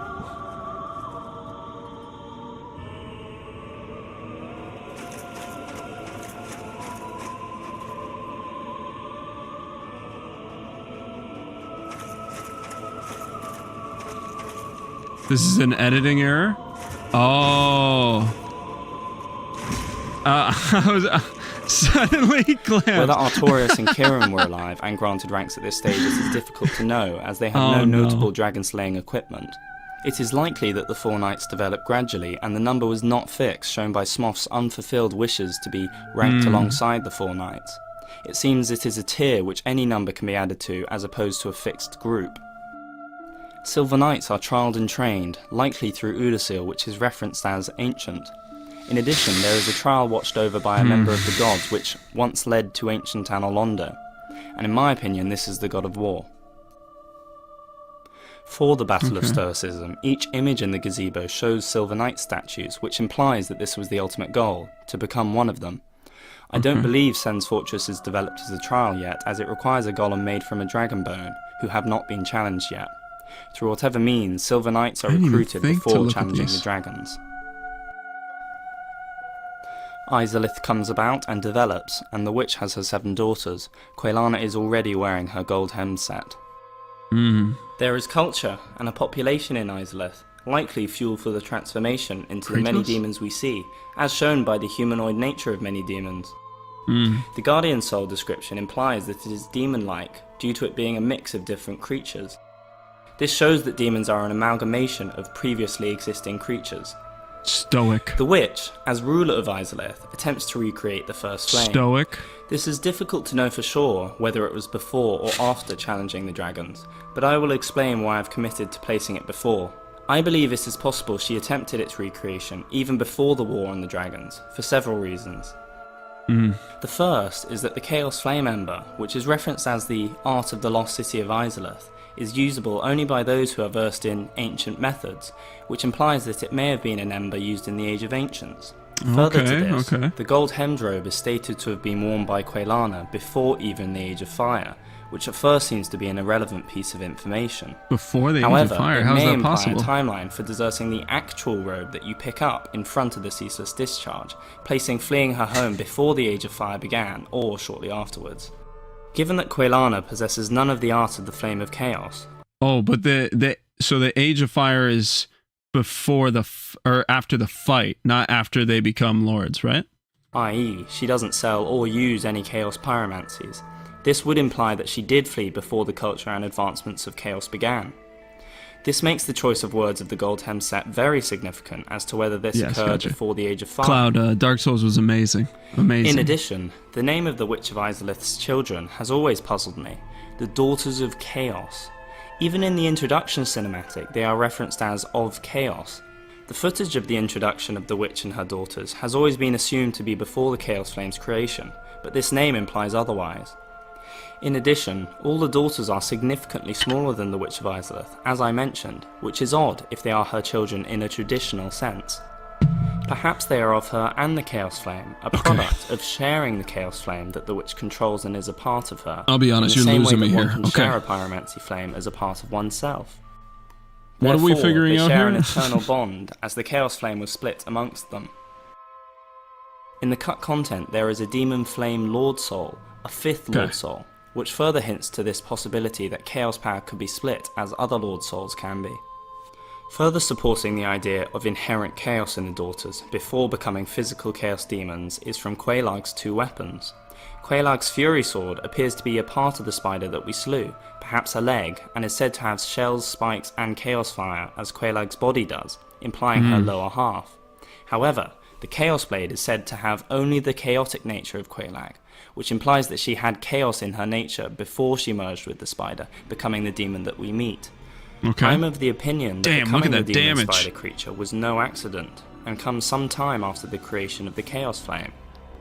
If demons interest you, all things demonic are our next video, so I won't go into too much detail here unless it is necessary, as we have some really great info I want to present properly in that episode. But back to the topic. We have also seen that women can be linked to flames without complications. Perhaps Ceaseless Discharge was not born after the Chaos Flame was created, and the daughters before, but rather all of them were born before. The daughters can possess it without the damage it causes Ceaseless, as they are women, whereas he, as Miyazaki states in the Designworks interview, possesses the Chaos Flame, but can't control it. In addition, the Witch of Izalith's hands seem very burnt in the intro, almost as if she has been playing with fire, which leads me to the moment when she holds the flame in the intro. The intro has several moments which have been overlooked, and they perhaps signify more than what they first appear. Taking a closer look at the familiar image, she is surrounded by her daughters in what seems to be a ritual involving her flame. This is not fighting against the dragons, and is assumedly before the war, as we are shown this scene before the dragons are challenged in the prologue. It appears to me as though it could be a representation of the attempt to recreate the first flame, or splitting the Chaos Flame between them, standing deep within Izalith on the roots of the earth that would become the Heart of Chaos. We see in this clip the two daughters on either side of the Witch of Izalith holding staves, which we don't see anywhere else except in the Bed of Chaos boss battle. This does imply that we are seeing the ritual that in fact created the Bed of Chaos. What I think is far more certain than whether the creation of the Chaos Flame occurred before or after the Age of Fire is that the Witch of Izalith controls the Chaos Flame for some time. There is a very significant amount of time before the flame engulfed her, if indeed it ever did in the sense that we assumed. I will give some brief support for engulfment coming far after controlling the first flame. First, the Lord Soul she has is described as having created a being of chaos and fire, whose power formed a bed of life that would become the source of all demons. Yeah, okay. Would become implies a temporal delay at least between its creation and the demon's creation. Furthermore, I believe demons came about while she still controlled the flame. The demon Fire Sage, referenced as the first demon, is a master of flame sorceries, despite pyromancy being described as coming about at the moment the witch was engulfed. This places a demon before engulfment and pyromancy. She also has a son, Ceaseless Discharge, and it is stated that his sisters made him a ring so that the lava which inflamed his sores from birth wouldn't hurt. His sisters, plural, implies the complete group, i.e. all of the sisters, are still around. This places another demon before Quelana's departure, which she claims is upon her mother's engulfment. Miyazaki also states, in a contradiction to the description of the demon Fire Sage, that Ceaseless Discharge is the first demon, born so long ago that the flame wasn't yet stable. Wasn't yet stable implies it was eventually stabilized and controlled, in addition to the Great Age of Ceaseless, implying that his creation was long ago. Okay. Also, when Ceaseless dropped his orange charred ring, his lava swords flood the land below, burying the Chaos Ember, an ancient art known only by blacksmiths versed in ancient rites.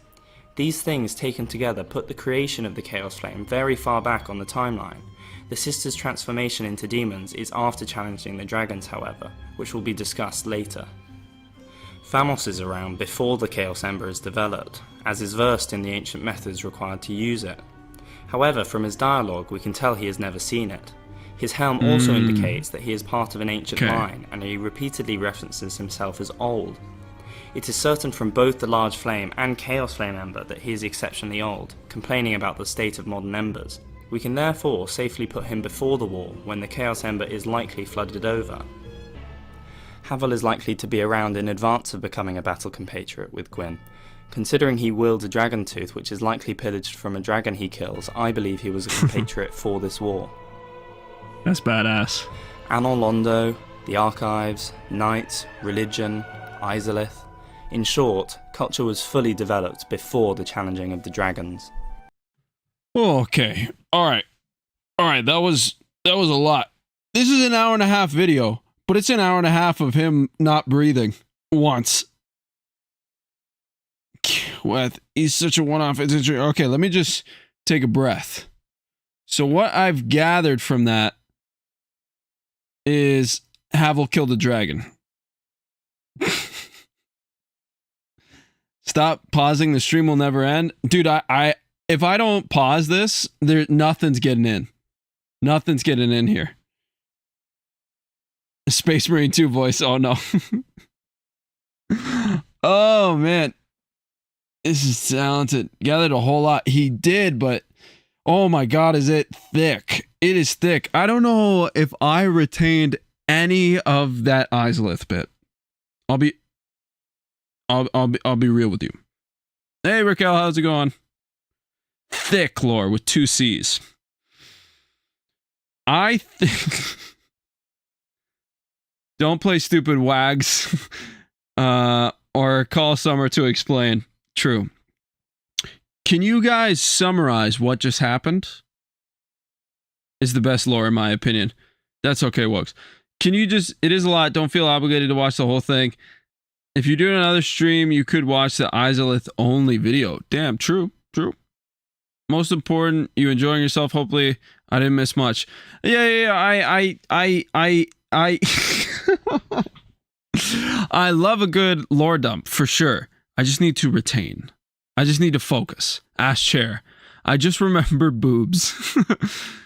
If you do another, oh yeah, please and thank you. Gotcha. He said, which of Izalith Chaos Flame was made before War Against Dragons? Perfect. Okay, that was that. Okay, so all that was his evidence that he believes it was made before. Yeah? Izalith is about to be lost. All right. Well, the lords came to be. They screw around with the flame. Gotcha. The lords a lot, particularly when everyone has their own ideas. True. What's written on the screen is what he said in short. Oh, Anne Orlando, the Archives, Knights, Religion, Izalith. In short, culture was fully developed before the challenging of the dragons. Okay. I think I lost the thesis of what was going on. And then so all the info was like kind of purposeless in my mind. We're good. We're diving back in. I'm here. Are you here? I'm here. You're here. Let's do it. The Lord's souls are found. This is a very similar time to challenging the dragons, as both are referenced as marking the dawn of the Age of Fire. I believe the power of the Lord's souls tempted them to challenge the dragons, and do not believe that Seath tempted the Lords to challenge the dragons, as Seath allied. I follow that Gwyn. because they came in powerful This implies enough. that there were already sides to ally too. Betraying his own also implies the same. As an example, can you roleplay siding with the mushrooms against the cats in Darkroot Garden? Those two are fighting? It doesn't make sense, they're not against each other. Okay. Therefore, Seath turned once the dragons and lords were already fighting. That makes sense. With the strength of lords, the dragons are challenged. Nito unleashes a miasma of death and disease, which is effective on the dragons as the emergence of life has made them vulnerable to such things. Some affected by this miasma become the undead dragons you see in-game, brought down by death and disease. I didn't even put that Not together. being split from their everlasting scales of immortality, they cling on as undead, it seems. That Seath sucks. betrays his own, and it is likely that in the same move he pillages the primordial crystal. He is made a duke and embraced by royalty, and is also given access to the regal archives and allowed to pursue his research. He perhaps is given the bequeathed Lord Soul Shard now as a reward, though most descriptions of Gwyn splitting his soul to his clan are upon leaving to link the flame, so this is ambiguous. He could be granted the soul piece for turning against the dragons, but be given it years later. It is hard to tell exactly when. Okay. Without all the dragons being killed, enough are slain for the dragon's time to be past, and the time of lords to begin. So begins the Age of Fire. We're here. Very good choice of music. Alvina is born early in this age. If there were not the full set of 4 knights before the war, in the Age of Fire the set of Gwyn's 4 knights is completed, and the Lord's blades start killing Gwyn's enemies. It may be here that Smough grinds bones of victims and ruins his chances of being ranked among the 4 knights. What? Sen's Fortress is created as a trial to become a Silver Knight or as a training ground, either replacing Ulasil or in conjunction with it. This is due to the fact that Silver Knight statues fill the rooms of Sen's Fortress, despite the fact that Silver Knights have remained at Anor Londo since Gwyn left to kindle the flame to protect the illusory goddess. Therefore, it is impossible for there to be Silver Knight armor here if Sen's Fortress was intended to shepherd the undead from the start, as if Gwyn orders the shepherding of the undead upon kindling the flame, the Silver Knights have remained at the capital since he left. Hence, the armor sets must have been there when Sen's Fortress served a different function, for example a training ground. I follow that. This is pushed further by the fact that the armor is old, broken and rusted. Okay, so it's Andre's not for us, dialogue it's for shows them. that it was likely built before the undead legend, stating, Sen's Fortress is an old proving ground built by the ancient gods. It was built by the gods, plural, which implies it was before the gods left, and Gwyn only tells his children to shepherd the humans on leaving to kindle the flame, by which time most gods have left. Still don't I will know get what to proving he- the gods who he leave is. before Gwyn kindles the flame in a moment. Why would the gods build a fortress as a trial for the undead so that they have their home invaded to succeed a leader who still is in power and at the capital? In addition, Dragonbone Fist shows that the core of the Iron Golem was made by the bone of an everlasting dragon by the gods. Okay. This once again shows that it, like the fortress, was made by multiple gods, and also makes likely that the golem was built shortly after defeating the ancient dragons. A painting of the fortress is also in a bedroom in Anor Londo, implying it existed and was used well before the gods left and the shepherding of the undead to Anor Londo began. But this is an illusion, the Iron Golem so also I don't know slayed about that countless heroes who sought Anor Londo, which seems an overly positive term just for some undead. Tarkus and likely Lautrec seem to have both defeated the Iron Golem, and despite this we can kill it too after they already have, showing that it is a trial that can be reset over and over as it is not living. A golem is defined as a robot, automaton, or clay animated by magic. We see this sort of magic in Ulasil in the DLC. That makes sense because he has a big hole the in armor his chest. shows how it is just a vessel for the souls, further hinting at its puppet-like nature. It is not truly alive and can be reset to fight again and again, which is perfect both as a trial or as training. Therefore, we can conclude that Sen's fortress has been recycled. It was once a trial or proving grounds to become a Silver Knight, or it is also likely, given the number of spare armor sets, that it doubled as a training ground for the Silver Knights. It has now become a proving ground for the undead pilgrimage. Just, yeah, as an after Other regions developed that had not already come about. Demons are eventually produced in large number, likely from the original inhabitants of Izalith, and demon culture becomes more established. Support of the Flame of Chaos, of demons themselves, and likely even willful transformation into them is carried out by the witch and some daughters. All except, and rather suspiciously given her dialogue, Quelana, who is against the Flame of Chaos. Again, stay tuned for our demon video for more detail on this. Izalith is not in disorder. Demons have a hierarchy and culture, and there is no war waged upon them for some time. The Japanese name for Demon Fire Sage implies that he was a priest to the demons, and is high up in their ranks. And yes, it is not a transformed Daughter of Chaos. Sage, the English, and priest, the Japanese, are both male terms. Great Chaos Fireball and Chaos Flame Ember, among other items, are all described as the art of the Flame of Chaos. The inclusion of spells and smithing in the demon culture is hardly the stamp of a demon-ravaged ruin. The Chaos Flame Ember is an art of the lost city of Izalith. The ember is used to make demon weapons, and yet it is the art of the functioning city of Izalith. Izalith continues to flourish after the Chaos Flame and the demons come into being. The statues themselves in Izalith function as demonic guards. Quelaag and the Fair Lady show language developed as part of this culture. This is supported by the Old Witch's Ring description and the demonic script that appears around the ceaseless discharge. I just assumed they were like barbaric monsters. The Chaos Flame at some stage engulfs the Witch of Izalith and her daughters. This could be soon after challenging the dragons or a period into demon culture. It is hard to say. Furthermore, engulf could mean that they were powerfully affected or overwhelmed, as opposed to the traditional meaning of being swept over in a physical sense. This is important as it could imply a different process to manic transformation or flooding of lava, and instead mean being overcome in a power struggle, the development of an infatuation with the Chaos Flame, or the giving of allegiance to the Chaos Flame. This type of engulfment, that of infatuation or allegiance, may be supported by the fact that both Quelana and the eldest daughter, who is closest to the heart of chaos, are both unaffected by this engulfment and seem fully human. Furthermore, Quelaag and the Fair Lady are still loyal to the Chaos Flame, running the Servants of Chaos Covenant. It is also an interesting description, as only the Witch, unless two daughters are included in the boss fight, is part of the Bed of Chaos. The rest are free to roam. Perhaps after the engulfment, the consumption of humanity for the Chaos Flame, or the rate of production of demons, was too great for Gwyn not to take notice, and so was the catalyst for the war. But this moment, or process, needs to occur independently from the creation of the Chaos Flame, as the engulfment creates pyromancy. The Witch of Izalith becomes the godmother of pyromancy, a term that likely means she was the creator, but did not teach the art to the outside world. Quelana did teach it to the outside world, and is named the mother of pyromancy, but her introduction of it to Salamon is far later. Quelana is also referenced as not only the mother, but the founder of pyromancy. These varying terms could mean that the Witch of Izalith created pyromancy for Izalith, and Quelana had escaped before this stage and discovers it herself independently. There would therefore be two independent creators for two independent realms.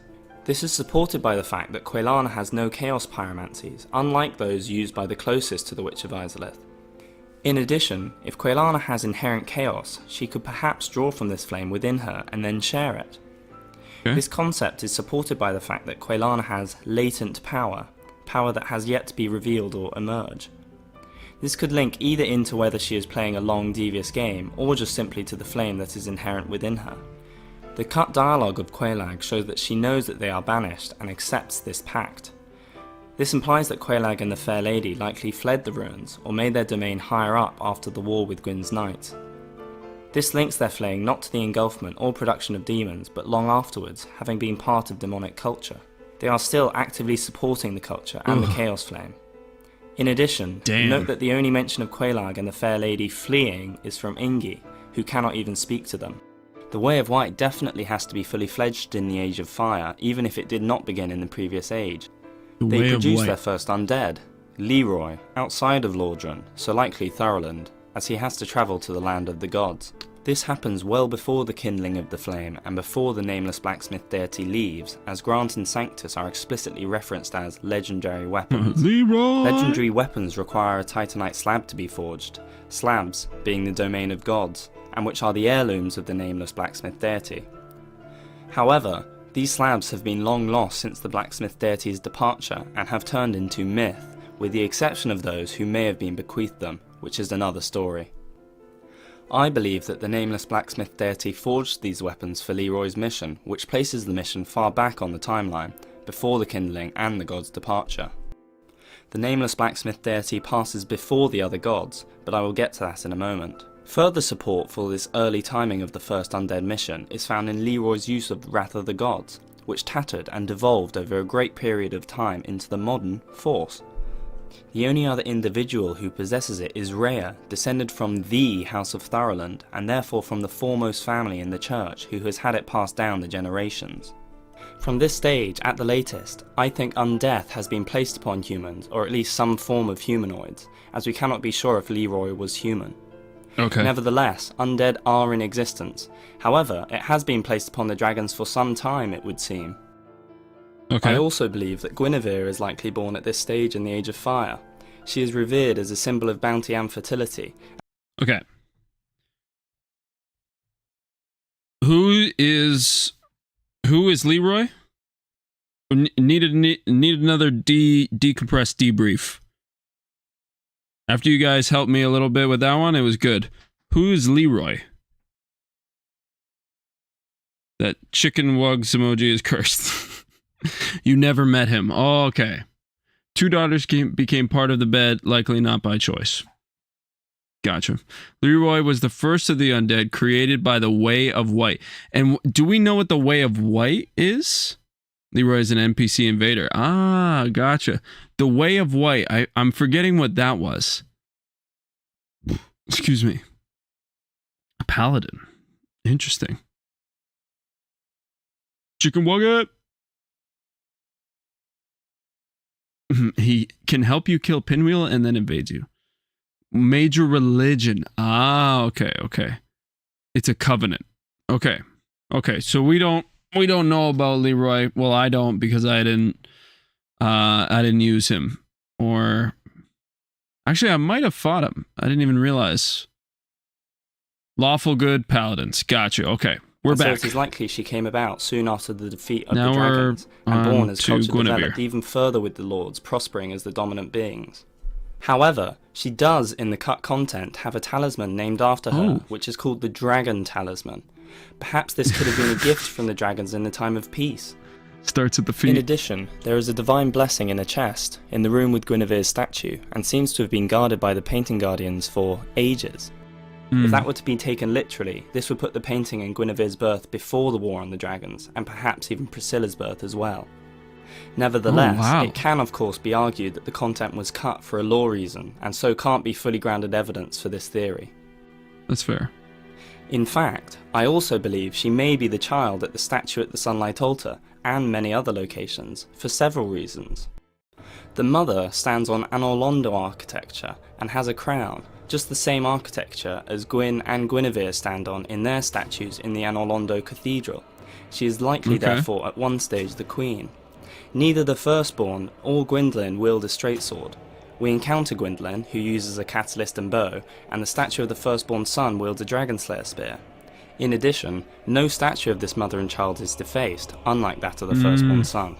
The statue is also included in the new cathedral, and is therefore unlikely to be showing the firstborn son since he is very old. The child cannot be Gwyn either, since he also doesn't use a straight sword. This same statue is also, even up to the present, actively worshipped at. We meet Rhea there when she arrives to pray at the church, and before this we find a firekeeper soul on the altar, which is perhaps evidence of a recent ritual or sacrifice. A statue of the firstborn son, who for a long time has had his deific status rescinded, is unlikely to draw such worship, whereas one cherished by all is more fitting to draw worship. Guinevere is also the Princess of Sunlight, which fits the statue being near the Sunlight Altar bonfire. Everyone analysing the statue seems to have become fixated upon this child being the firstborn son. Perhaps the desperation to prove Solaire to be the firstborn son, and the vague similarity of the Sunlight straight sword and the sword in the statue gave some credence to the theory.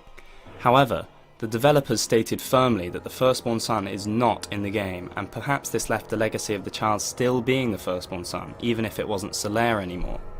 A final proof of the child not being the firstborn son is that a follower of Gwyndolin is found buried in front of the same recurring statue in the catacombs. Gwyndolin mentions his sister and father, but at no point does he mention either his mother or brother.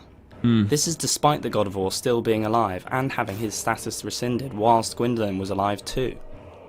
Therefore, Gwyndolin either agrees with his brother's rescinded status or is unaware of his existence, either of which reasons makes it very unlikely that a Darkmoon follower would be buried beneath a statue of the outcast or stranger to Gwyndolin. If we can conclude that the statue is indeed of Guinevere, this would place her birth around the time the new church is built in replace of the old one. Guinevere grows and is cherished by all, revered as a goddess of bounty and fertility. Okay, so I just want to make sure, guys, in order to even process this, I don't really have room to breathe here. So I'm not really, I'm just noticing I'm pretty freaking silent watching this. Are you guys good? Like, it's very dense and I'm not really reacting to it much or able to say anything much. But how are you guys? How are you guys feeling about this? Yeah, we good? All right, cool. Just want to make sure, because I feel like I'm like, I feel like I'm just watching and you guys are like, he breathed. Oh, he breathed there. Okay. So far, so good. Reminder to not spoil anything on the firstborn son. Hey, cheers. It is deep, a bit odd, but good. A bit odd, but good. Fair enough. Good, Brother Wugger. Okay, just wanted to make sure, because like I'm just like here also like, I mean, while I'm playing the game, I'm like, okay, tell them what I'm thinking. Tell like when I'm recording, I'm like, tell them what I'm thinking. But here it's just like, so I just want to make sure. Sorry, guys. Nah, I'm watching too. True. This is different. True. We're here to watch alongside you, man. DS lore is to be studied. Fair. All right, we're back in. Before the gods leave, and, as previously mentioned, perhaps even before the war, the painted world is created and Priscilla is trapped, or rather drawn, in the sense of being lured and then trapped. I will not go into too much detail here, but I think this is due to, roughly, the fact that she seems happy to stay within the world. Tell us what you think. Okay, I will pause it sometimes to say. Also, in the DesignWorks interviews, they mention that the painting world is somewhere one might flee to if being chased. I believe it may be a case of the locked room that one is happy within and therefore never tests. She was drawn in for reasons that seemed appealing to her, perhaps so it could be a place of refuge, but the door was locked behind her, and hence she is also referenced as being trapped. I believe the world is created after Guinevere is born, as there is a large statue of her within the same room as the painting. It seems the painting guardians were rewarded with a divine blessing for their service, and so Guinevere must have been happy with their post. This would of course place the painting's creation and the guarding of it later than her birth. It also must have been this early, as in addition, Ariamis was likely a god, or at least had some relations with the gods, and therefore had to create the painting in Anor Londo, before Anor Londo is deserted. Yes, it was created by an individual. Priscilla states, Ariamis created this world. This leads me to the Guardians. They are referenced as having guarded the painting for ages, which is an interesting phrase. It could be interpreted as more than one age, i.e. since the Age of Ancients, but it could just mean a very long period of time. What's more, the painting guardianhood further states that they have passed their duty down for generations, although the reason for doing so passed from memory long ago. This implies an exceptionally long time, not only for the duty being generations old, but for them to get why, it must be a very long time. Furthermore, Priscilla's dagger is said to be wielded in a style reminiscent of the Painting Guardians. I think this means it is reminiscent for us, the player, as we encountered the Painting Guardians before acquiring the dagger. However, I believe that the truth is the reverse of this, and the Painting Guardians worship or fear Priscilla, and therefore wield their blades in a style that she or her tail moves. From this we can conclude that the guarding of the painting can in fact be linked to Priscilla herself, and she has therefore been within the painting since at least this long ago. Sorcery is brought to the world by Seath, who is the grandfather of sorcery. This term may be similar to the Witch of Izalith being the godmother of pyromancy. Seath may have taught it to someone who brought it to Vinheim. Vinheim and the Dragon School develop independently of Oolacile, shown by the fact that Oolacile magic has not been developed in Vinheim. This is supported by Dusk mentioning that the magic differs. That's true. However, I don't believe this implies that Vinheim and its sorcery develops after Oolacile. Instead, Oolacile is a sanctuary separated from other regions. This is supported by the existence of the sanctuary and its guardian. Finally, New Londo is flooded shortly after the time of Dusk's plotline by sorcerers. If sorcery outside of Oolacile developed afterwards, this would be too short a time frame for it to become advanced. Therefore, sorcery develops independently in the two realms, in quite different ways. Logan is not born at the stage that Seath brings sorcery to the world, however. This is because his soul spear is said to be on par with the lightning of Gwyn. This implies that it couldn't have been compared, as the soul spear was after Gwyn had left, and therefore one couldn't make such a comparison. However, the Soul Spear has been around long enough to pass into legend, which shows that Logan has been around for a long time. Further support for his great age is that he has been around long enough to be instrumental in sorcery's development. Before the gods leave Anor Londo, the nameless blacksmith deity passes. This is shown by the fact that Demon Titanite is found in a chest in a bedroom in Anor Londo. These can only be stolen from beasts that arise from slabs once the deity passes. There is a second chest with Demon Titanite in Anor Londo, near where one enters the painting room after the first gargoyle. There is also a prowling demon within Anor Londo. I believe the evidence of slabs and prowling demons also implies that he left before the war on the demons. Given a slab is found within Lost Izalith, and a prowling demon is there too, if the blacksmith deity left after the war against Izalith, it is unlikely he would leave heirlooms with those who have become enemies. War between the Knights of Anor Londo and the Chaos Demon begins, and the Knight's equipment is burnt black. It is likely that some demons ally with Gwyn, betraying their kind. All demon weapons have no power but the physical, except the weapons wielded by the Chaos Demons wandering Anor Londo. These are imbued with lightning, the power of the gods. Both the demons' location in Anor Londo and their unique lightning weapons hint at betrayal. But isn't that an illusion? Because they're gone after the illusion. Accept it, although they do not have a say in the matter. Perhaps from this we can assume the demons lost the war. However, the demons also accept a pact that was likely formed after the war, so perhaps the pact was an agreement to keep to separate planes and stop fighting, as opposed to complete victory for Gwyn. Quelaag's dialogue is stated in the Designworks interview to have been cut as it didn't quite fit with her character's aura to be talking at you, not because it did not fit lore-wise. For this reason I accept this cut dialogue as vital insight. This pact, I believe, is the 1,000 years of atonement that Quelana references, as it has not been 1,000 years since the creation of the Chaos Flame. This is supported by Frampt, stating that the Lord Vessel has been lost for 1,000 years, which puts the kindling of the flame shortly after the beginning of Atonement. The Atonement is therefore the pact and banishment that is made at the end of the war. It also ensures that Gwyn kindles the flame shortly after returning from war. This is likely as the Black Knights accompany Gwyn to the kiln, who were burnt black by the war on the demons, not giving much time for reintegration with Silver Knights. However, both Quelana and Frampt are extremely suspect characters, and therefore both pieces of dialogue should be treated with caution. Seath goes mad. Whether this is mad in the truly irrational sense, or whether he is called mad because his motives are beyond understanding and his actions so horrific, is up for debate. The thorough and careful actions of Seath in-game makes me think that he is not mad in the traditional sense, but rather in the misunderstood sense. Locking us up with the bonfire, having lizard men bring unwitting Sen's Fortress failures to him, and the presence of servants throughout Lordran carrying out tasks such as protecting the Gaping Dragon and capturing maidens shows he has some sort of long-term goals. I believe this period of madness can therefore be linked to the beginning of his experiments. This is supported by the Lady of the Darkling dialogue. Mm. She says that he became mad and the archives became a place for sinister experiments, which implies simultaneity. I put Good Seath's word. madness before the gods leave Anor Londo, as two of the Picassa, if that's how you pronounce it, are likely Guinevere's maidens. With no other maidens or servants of Guinevere encountered in-game, or even any of her Covenant followers, it is unlikely that the maidens were travelling at a later date through Lordran. Rather, they were taken before Guinevere herself left. A clan is exiled for the sin of avarice and are branded. This must be before the gods leave, as there are mimics in the deserted Anor Londo. It also must be before Havel's plot against the gods, as he uses a mimic to hide the occult club, or at least someone does. Gwyndolin may be born here, to a different mother than Gwyn's other children most likely, as I believe the Firelink Shrine statue may be Gwyndolin and his mother. This woman is without a crown, in a different garb, and not upon Anor Londo architecture.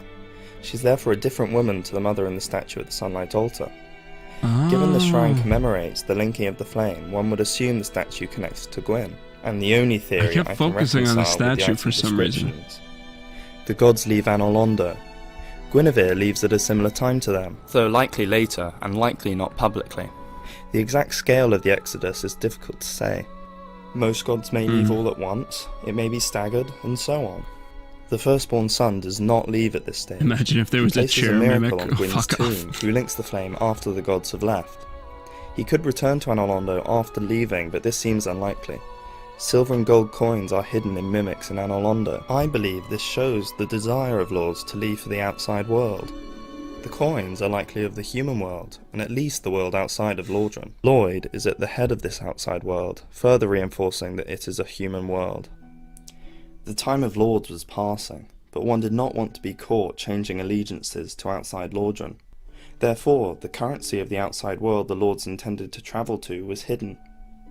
Evidence for Anor Londo being deserted before Gwyn leaves to kindle the flame is found in the Silver Night Helm. This states that they stayed behind in the Forsaken capital when Gwyn split the knights to kindle the flame. This shows that the capital was already forsaken at this time. Sorry guys, the baby was moving and grooving, and I was scared she was gonna wake up, but wifey knot's on it now. We're good. We're good. Okay. This is supported by the Crown of the Great Lord, which mentions that its actual power has fully subsided. Imagine the a robe of the bonfire Great Lord mimic. again Oh my mentions god. that the crown is now bereft of power. These all show that there are no subjects to rule, Anor Londo is forsaken, and the crown no longer has any power. Gwyndolin also stays behind as a young child. I believe that Gwyn now returns from the war with his Black Knights. This is where it gets interesting. Miyazaki stated in the Designworks interview that Gwyndolin and his Covenant obsess over the idea of a dancing maiden in front of the moon. He mentions how Gwyndolin wants to look the way that he does. Okay, guys, here's what we're gonna do. This is a lot. This is a lot, and I'm not trying to stay here until like 11 p.m. I don't think. So we'll get to the Age of Fire until the Age of Fire is over, I think, and then we'll go explore some of those other Prepare to Cry videos, a few other of those, and I think we'll end it there because this is dense, dude. This is dense. This is a lot. So, oh, hey, Summer. Good idea. Yeah, so I'm not sure how much is left in the Age of Fire. There's no chapters, but we'll finish off the Age of Fire here. You need to see Koth's speech. I am down for that as well, actually. Otherwise, this would take forever. I agree. It's the most critical lore you missed. Yeah, so we'll take a look at that, and I think I want to watch a couple more Prepare to Cries, and then we're good. Joa's songs, though? His songs? Kalog and the Sisters, please. I am down for that. Let's do it. Yet, it also states in the Dark Moon Blade Covenant Ring description that Gwyndolin was all too aware of his repulsive, frail appearance, and so created an illusionary sister. I believe that at the stage of creating the illusion, he did feel repulsive. Gwyndolin was young, and the culture Miyazaki mentions he was a part of, which embraces his feminine appearance, had not developed. I believe he created an illusion of a sister Guinevere for Gwyn. I believe Gwyn did not know of his young son Gwyndolin's existence, and died not knowing it. The absence of a statue was not Gwyn disowning his feminine son, but evidence that he never knew him. I will get to justification in a moment. Gwyn returns with his Black Knights to the Forsaken capital and finds the Silver Knights, his firstborn, and what appears to be his daughter. Guinevere wished to leave to follow her heart, but couldn't be seen to betray her father. Gwyndlin did not want to be seen by a father who he felt he would disappoint with his frail, repulsive appearance. He loved his father in faith, without knowing him, and did not want to disappoint after the power and radiance of his siblings. They therefore agreed to fool everyone and create an illusion of Guinevere. Guinevere escapes, and Gwyndlin greets his father through a proxy, an illusion of his sister. Gwyn decides to kindle the flame and leaves. The knights split, with the Silver Knight staying in service of their illusionary goddess. This again supports the idea that Gwyndlin and Guinevere agreed this plot. Did the Silver Knights know she was an illusion? If so, why protect an illusion? Thanks, baby. Surely they would follow their true goddess. The Silver Knight shield states that they stayed behind in service of their goddess, but they only believe they protect her, as Guinevere fooled them all.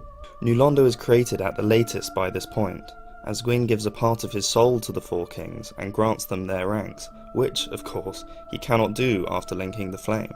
The four kings rule an undead city, as stated by the crestfallen warrior. The Japanese translation for them is official or public kings.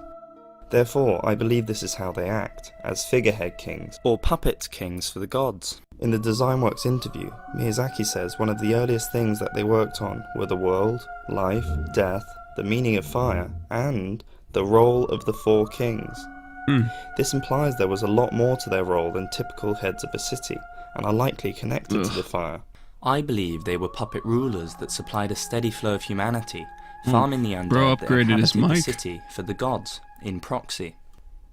The idea of secret humanity farming for sustaining the flame, or insight into the use of undead, may have been the foresight that Gwyn rewarded the four kings for.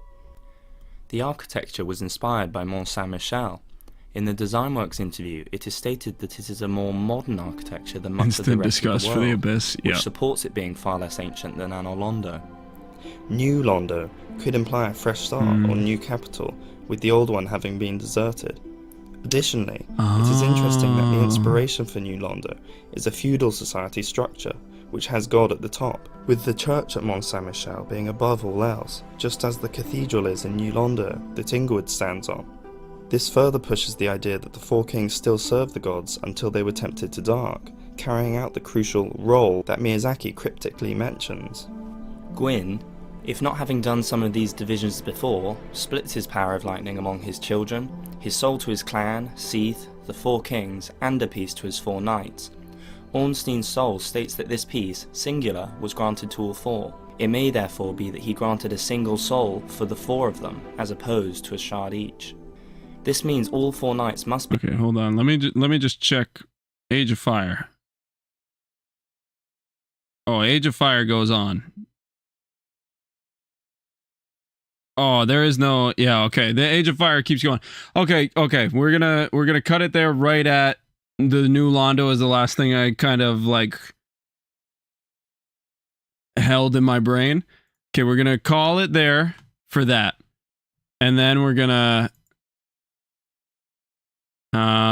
go back to this playlist. Okay, so 5 tries to down ONS. Jesus, I remember that, dude. I remember that.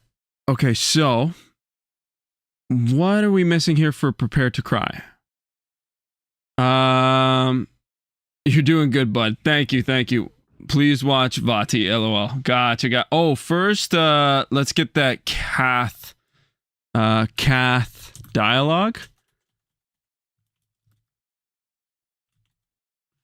Is this it? Oh, that's terrifying. Damn. Do you guys know which video I should click? I literally tried for 6 hours for my first ONS kill. Yeah, damn. And then maybe Artorias? Yeah, I'm down for that. That's a good, first one is fine. Gotcha. All right, here we go. Oh, fuck. Greetings, undead warrior. I am the primordial serpent, Darkstalker Calf. Josh always said there's always two. And illuminate the truth. The truth I shall share without sentiment. True, Tom, true. After the advent of fire, the ancient lords found the three souls, but your progenitor found a fourth, unique soul. Progenitor. The dark soul. Damn. Your ancestor claimed the dark soul and waited for fire to subside. And soon the flames did fade, and only dark remained. Thus began the Age of Men, the Age of So Dark. he dumps lore on you. However, Lord Gwyn trembled at the dark, clinging So do to I. his Age of Fire, and in dire fear of humans, and the Dark Lord who would one day be born amongst them. Lord Gwyn resisted the course of nature by sacrificing himself to link the fire and commanding his children to shepherd the humans. Gwyn has blurred your past. Imagine to getting prevent all this the birth lore in the game. Of the Dark Lord. I am the primordial serpent. I seek to right the wrongs of the past, to discover our true Lord. That's interesting. But the other serpent, Framt, lost his sense and befriended Lord Gwyn. Undead warrior, we stand at a crossroads. Only I know the truth about your fate. Wow. You must destroy the fading Lord Gwyn, Just who has two different coddled opposing fire and resisted nature, things. and become the fourth Lord, so that you may usher in an age of dark. Very well. I shall now guide you to Gwyn's prison. Be still, and trust thine flesh to me. Is he gonna eat us too?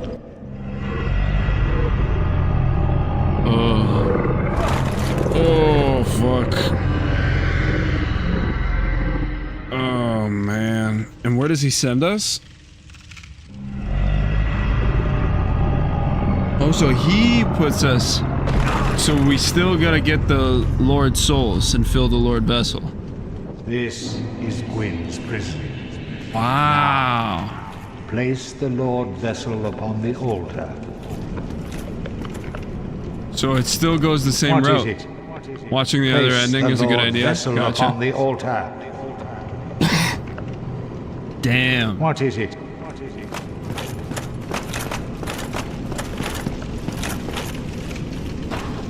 Nope. Kath is not upside down. Good point. So he comes from the abyss.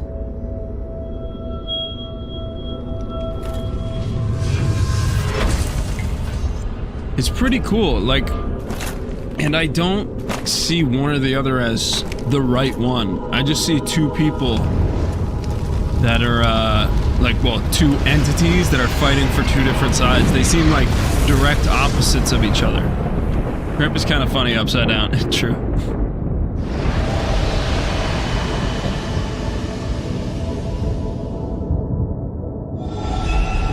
I mean, they're both kind of wrong, but both telling the truth. That's a fair assessment. They are both essentially right on top of each other. Damn, okay, so this was a different route. Oh, and that's right, because the four kings weren't covered. Well. That's why the four kings didn't have a door behind them. Damn. It's true, they weren't lords. They were the four kings. Wow. Once the vessel is filled with souls, the gate to Gwyn They both use shall exact open. words to make the other one Seek look bad. Grave Lord Nito, the Witch of Izalith, and the traitor Seath the Scaleless. Fill this vessel with their souls, then That the is gate crazy. will open, so that you may kill Gwyn. Wow, and it's a whole different... Are you ready? Then let us return to the abyss. Oh, why? Why would you? Entrust thine flesh to me. Why would you want to return to the abyss? From my point of view, they are both right, but each one of them only wants their age to be continued forever instead of letting it cycle normally. Interesting.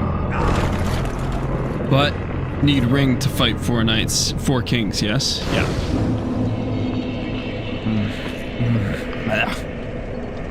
Yeah, it's not for me. Not for me. If you wish, Tarkus? I shall grant the art of life drain, the legendary power of the Dark Lord. Oh. It can preserve your humanity while undead, and cast off the shackles placed upon your brethren. Oh, he gives you an extra thing.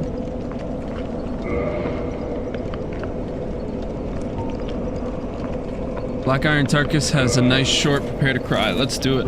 I'll watch what happens if you go outside and decide to become the Dark Lord. And then I'll watch some more prepare to cries. Dark hand. Undead warrior, to speak now is premature. It begins with your retrieval of the Lord Vessel. Get shut down. Farewell. Yep, we're good. We're good. You don't have to walk around. It's fine. Yeah, thank you. All right, guys. So, so it would be Dark Souls, Dark Lord ending. Yeah. Okay. Okay. Well, so I'm guessing the first one, but I'm just gonna praise share one more time before this, and then we'll watch that.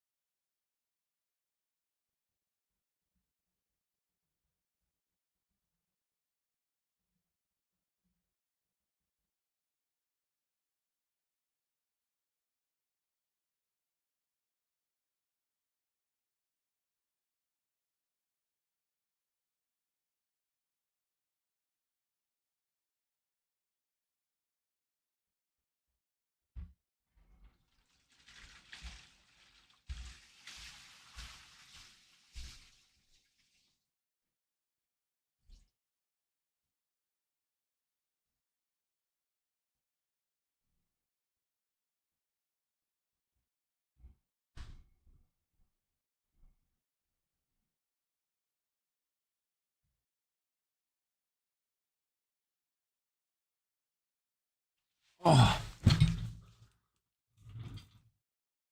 Alrighty, Roo. Oh, we're 2.5 hours in. Let's go.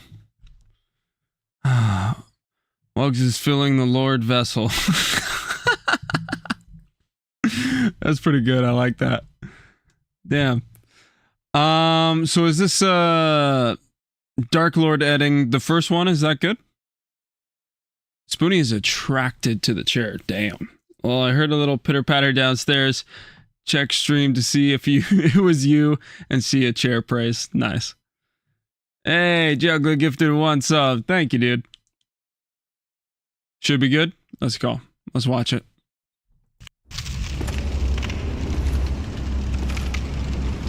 So this is him walking out of that room, right? Yeah. My lord, bless thy safe return. Let Karth and Fraft serve your highness. We are here to serve your highness.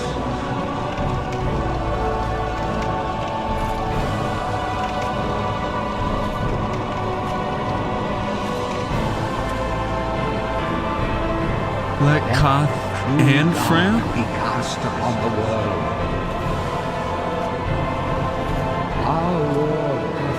foremost.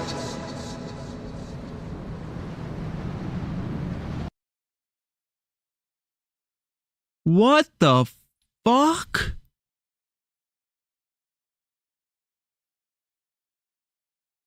Yes, it's way cooler, I know. Dude, what? I consider Dark Lord to be the bad ending and to Link the Fire to be the worst ending. Both serpents lie to you for their own purposes. The truth is, there is no happy ending, only a choice. There are many serpents.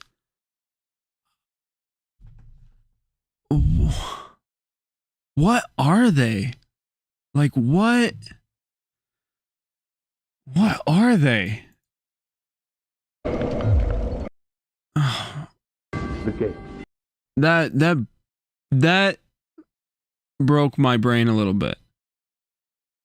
And it said, let Kath and Framp serve you. So why were they both down to serve me if Framp didn't get his way?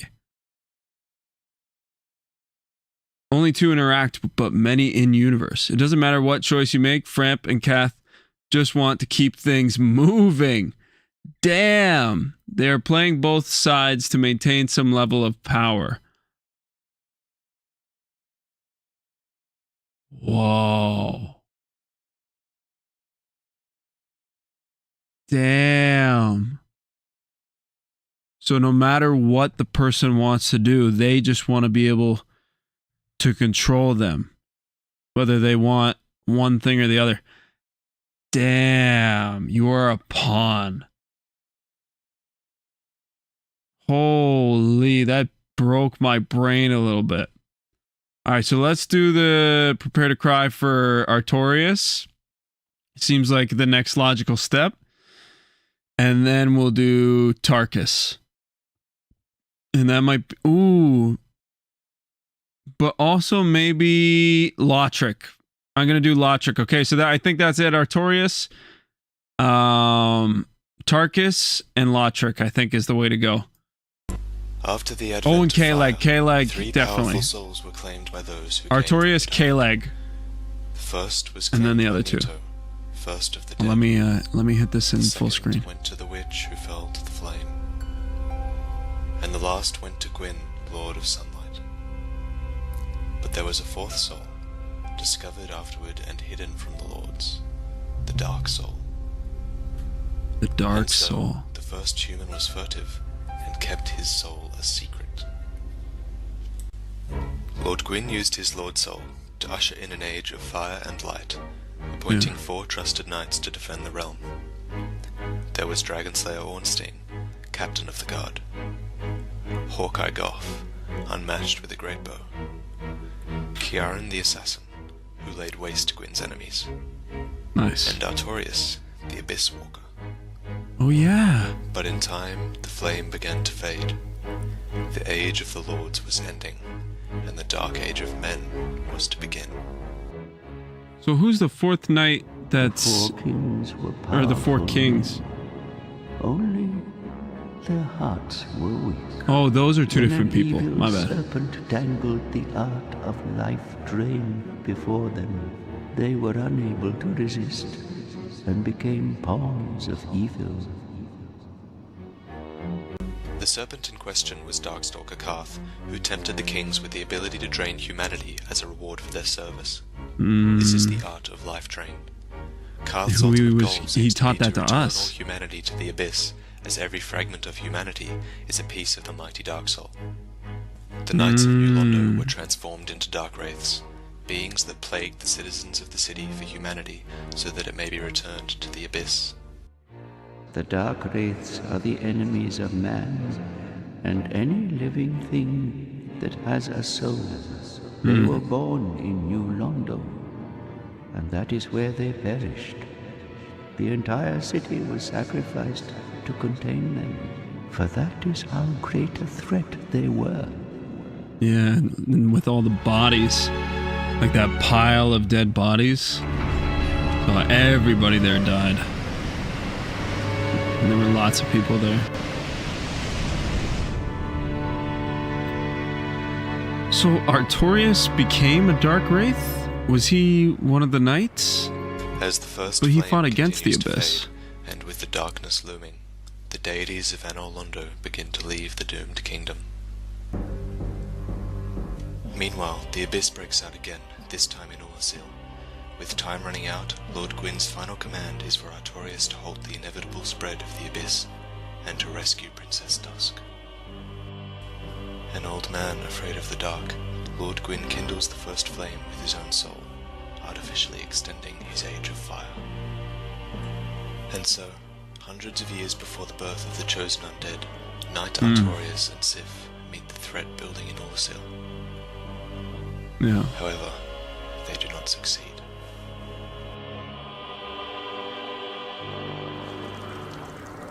Knight Artorias came to stop this, but such a hero has nary a murmur of dark. Without doubt he will be swallowed by the Abyss, overcome by its utter blackness. Indeed, the Abyss may be unstoppable. Oh, Artorias isn't one of the knights, gotcha. This may strike thine ear as somewhat peculiar, but long ago, in my homeland of Oolacile, This is intense. I was beset by a creature from the Abyss. I would have perished then, were it not for I remember the great hearing this Knight from Dusk because we went back. In truth, I saw little of what transpired, for mine senses were already fled.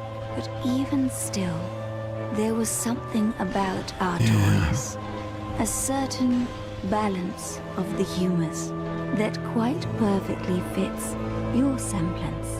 Heavens, could it be that? Damn, that scream.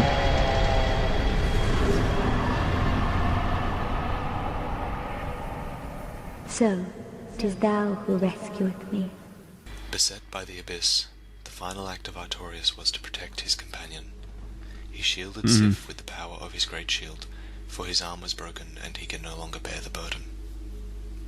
Soon after, the spread of the Abyss was halted and the deeds of a human were accredited to Artorias, the hero who gave his life to repel the Abyss.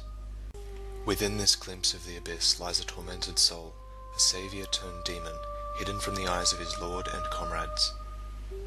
As if only for his soul to find peace at long last, a warrior came, a hero of a time long distant yet near.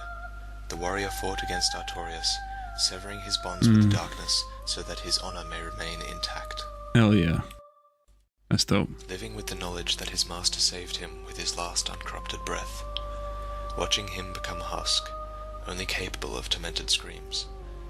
He keeps the ring of Artorias, knowing that many will try to traverse the Abyss, and defends his master's grave. Imagine what he is feeling when you come to him years later for the Abyss Walker ring that debilitated his friend. He is trying to protect you. Oh. But you will have to die, because Sif will not give you the covenant of Artorias willingly. Maybe in death, he can find his friend Artorias again.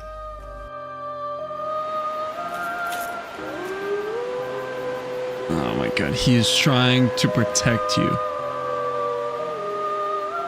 Oh, that sucks.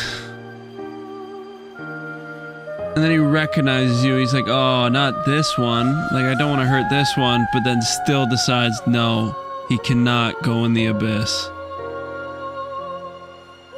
Oh, man. Oh, ending it there. Well done. It is no mystery why Vati Vidya has become so successful. The way he puts videos together and chooses his moments to make it emotional is like amazing. He's really good. I'm sure all of you know this already, but these are amazing videos. In the beginning, even his old stuff. So the world was grey and lifeless. But then there was the first flame, Sad which doggy. brought warmth, life, and light. But these things cannot exist alone. So there was also disparity, cold, death, and dark. Humans were born from the dark, but we are drawn towards the light. We are warmed by fire, but this fire we cannot touch. For those whose fascination with fire persists, learn to hold it in their own hand. Pyromancy is born from this adoration of fire, but you must remember one thing. Always fear the flame.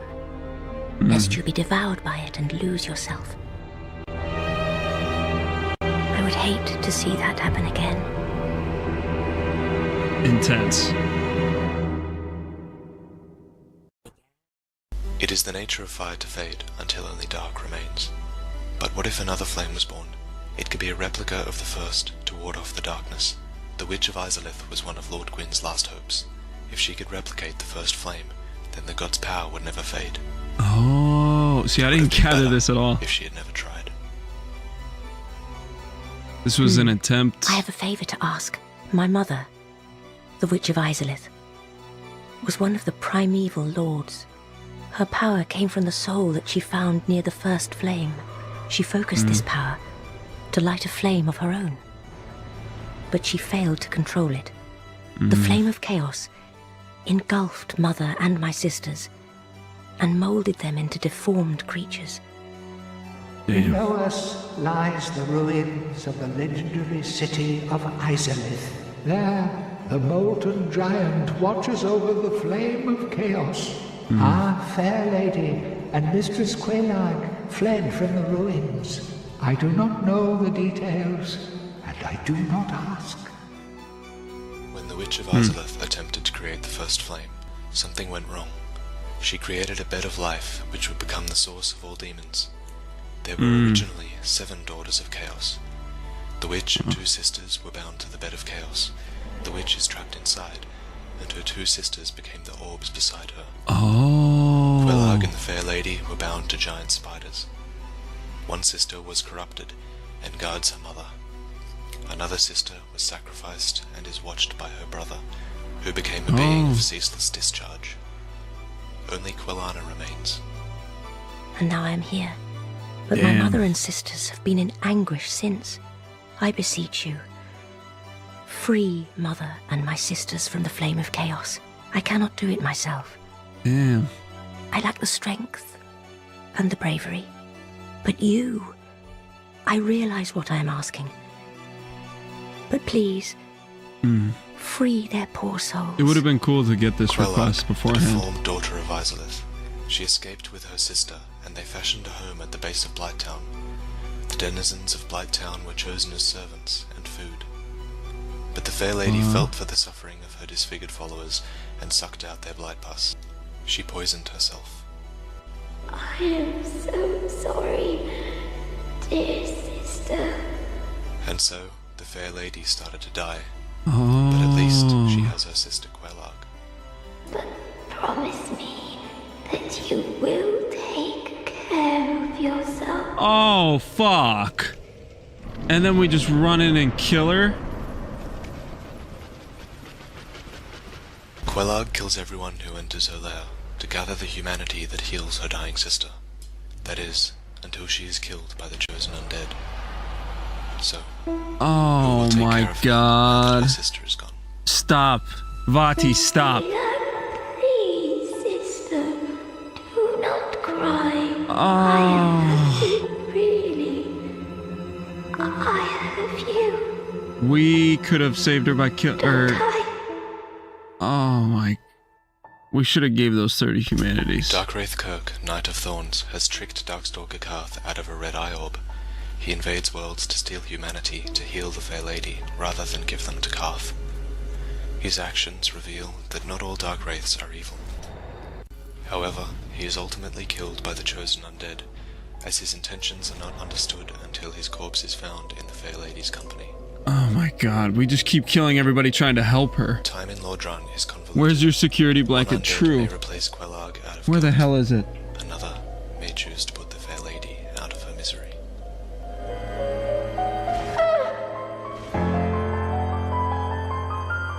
Quelag, but why? Why, you monster! The fair lady! What have you done? What have you done? Oh, damn. Oh my god. So those two literally like ran away because their you murdered Enki. Stop. I murdered Kalok. She was just trying to protect her sister. You need 80 for her to stop feeling pain. Oh, damn. Told you why you need to watch this. I agree.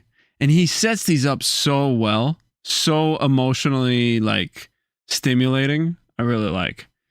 He was an innocent. Engi couldn't even freak out since you killed him at sight. True. I think Kalog was actually protecting her entire family. Damn. And like they literally ran away because their mom screwed with the flame too much, and then she turned into a monster and created monsters, and they just wanted to get out of there. I still prefer Hawkshaw. Yeah, I could definitely see Hawkshaw being good for like dense, like here's all the facts right now. You want to completely understand this world? Here you go. And I will go back to that. But just as far as doing on stream, that's more of like, at night laying in my bed and just taking it all in kind of thing. Hawk is professor, Vati is storyteller. Very well put. Very well put. I completely 100% agree with that. All right. So we'll do Black Iron Tarkus and I think Lautrec to finish up. I think that'll close it up. This has been a lot of fun, guys. I think for the YouTube video that I put, when I break this down into a YouTube video, it'll just be the prepare to cry videos. That one and the other one is too dense, and I'm not really responding to what I see. But yeah, in case you guys end up watching it. All right. You got him on edge. Beat the shit out of him. Tarkus. One more. Do it. Hit him. What is this?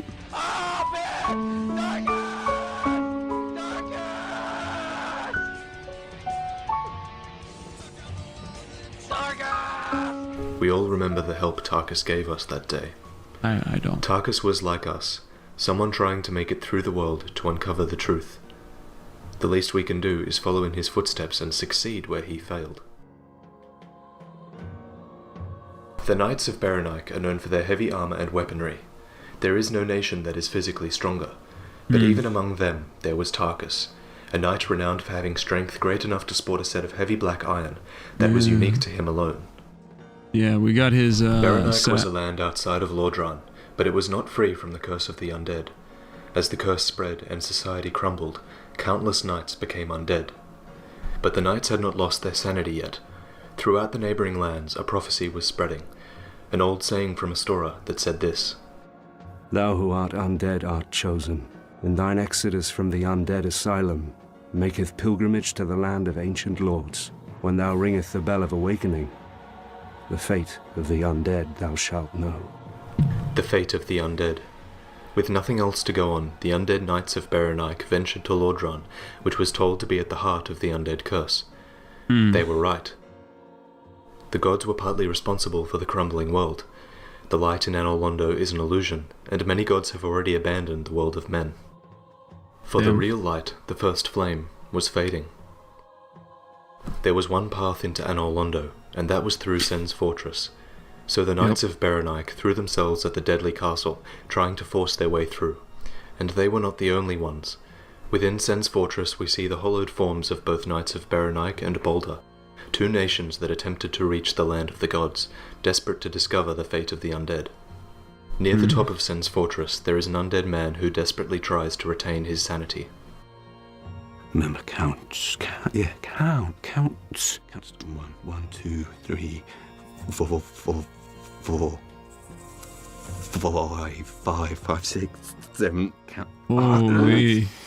I can't. He has seen all the heroes pass through Sen's fortress, never to return. For a century they've tried and failed. The Night King Rendell, Black Iron Tarkus, and even Logan himself. You won't stand a chance. You'll be eaten alive. But go along if you wish, if only to deepen your despair. They all failed. Every Knight of Berenik, every Boulder Knight, the Night King Rendell and Logan himself. And every Tarkus. one of them failed. Except Tarkus. Oh. Tarkus conquers the fortress, leaving his hollowed brothers behind. He carves his summoning sign at the top of Sen's fortress, so his spirit will be able to aid anyone else who comes as far as he does. Time is convoluted in Lordran, and even if Tarkus is already dead, his spirit will remain to aid those who need help with the final step, even if those heroes exist in another dimension. For guarding the final step to Anor Londo is the Iron Golem. It is said that the soul of this construct was originally the bone of an everlasting dragon, and it has slain countless heroes seeking Anor Londo. For the sake of all those who came before him, Tarkus prevails. He becomes the first one to make it to Anor Londo. Oh, damn. But the tragedy begins here. For when Tarkus arrives at Anor Londo, he finds the path retracted before him. He must break into the palace by the only path available. Up a narrow ledge, through a window, and across the ceiling rafters protected by painting guardians. I remember this. This operation runs counter to his skills. Encumbered by his armor and huge weaponry, Tarkus falls to his death on the rafters, and is dragged into a corner by the painting guardians. But his death was not in vain, because now the path is clear and Tarkus helped you there. For the sake of the fallen, we carry on. And that's why we found his set. Oh. Damn.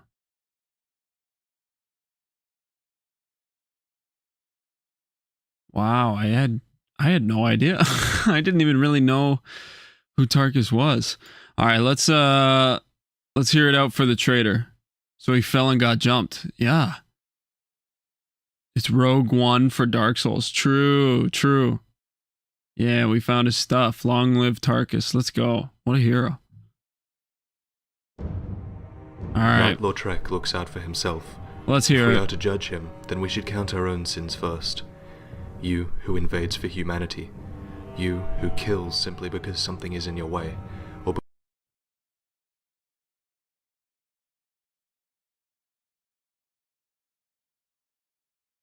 How the fuck did he know?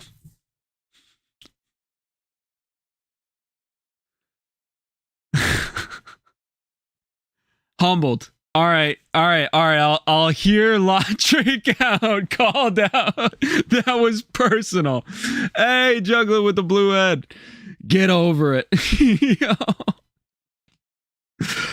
All right. It's time to hear out the story of Lautrec. I've been convinced. Because they have something important to you. Helm of Lautrec the Embraced, representing the goddess Fina's love. During his solitude, he forsook everything, for he believed in the goddess's love for him. Ring of favor and protection, granted by Fina, known in legend to possess fateful beauty. The ring breaks if ever removed. Armor of Lautrec the Embraced, representing the goddess Fina's love. The goddess's arms wrap around it, as if to embrace the wearer. Yes, we've heard this. The goddess Fina seems more sinister than you would expect from a goddess of love. She appears to a man who has forsaken everything, who will commit atrocities to serve. Her ring of protection breaks if you abandon her. The armor wraps its arms around you, clinging to the wearer. Is it a reminder of her love, or to remind you that you are hers? We know her love is faithful. If you're hers, you're well and truly a part of her design. Whatever goals she has are yours as well. So did Fina really love him deeply and personally? It's possible. Interactions between the gods and the humans are quite common. It's also possible that the man is simply within a religious delusion. Okay. We first encounter Knight Lautrec in a cell within the undead church. Why a church has a cell is a story in and of itself, as is the story of how Lautrec came to be trapped there. It could have something to do with the Firekeeper soul down below, or perhaps Oswald the Pardoner. Maybe both. For if anyone is drenched in sin, it's Lautrec, and his desire for more humanity is clear. Even Patches speaks of it. It comes as no surprise then that Lautrec sets his sight on a harmless Firekeeper. Firekeepers are corporeal manifestations of the bonfires they keep. Their souls are a draw for humanity offered to the bonfire, and as such their souls are gnawed by infinite humanity. It's clear that this isn't a fate that the Firekeeper enjoys, since she expresses that she wishes for the curse of the undead to be lifted so that she may die as a human. Her tongue was cut out so she could not complain, and her blood-stained skirt implies that she was maimed so that she may not escape. Yet, despite this, she expresses a desire to fulfill her fate as a Firekeeper. To a man who desires humanity, whether for his goddess or for himself, a Firekeeper soul is quite a prize.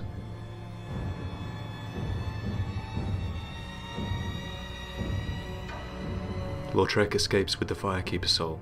Not Whether he for long. desires it for himself as a trophy or for his goddess is unclear. Yet you and many other parallel undead track him down and invade his world. So, Still not justified in my opinion. many times will these lands rush to slaughter?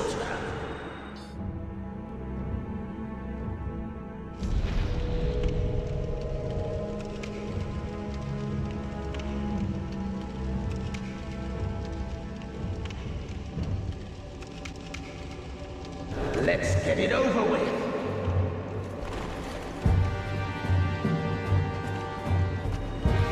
Damn.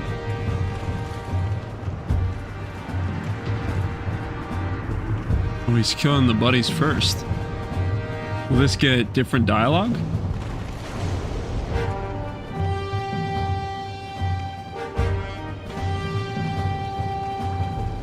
Interesting.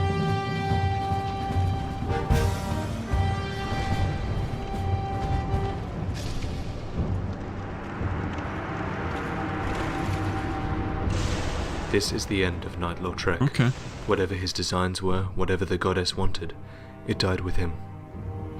So, is it worth restoring the Firekeeper, or will you give in to the same temptations as Lautrec? Who Never. wants to go hollow, after all?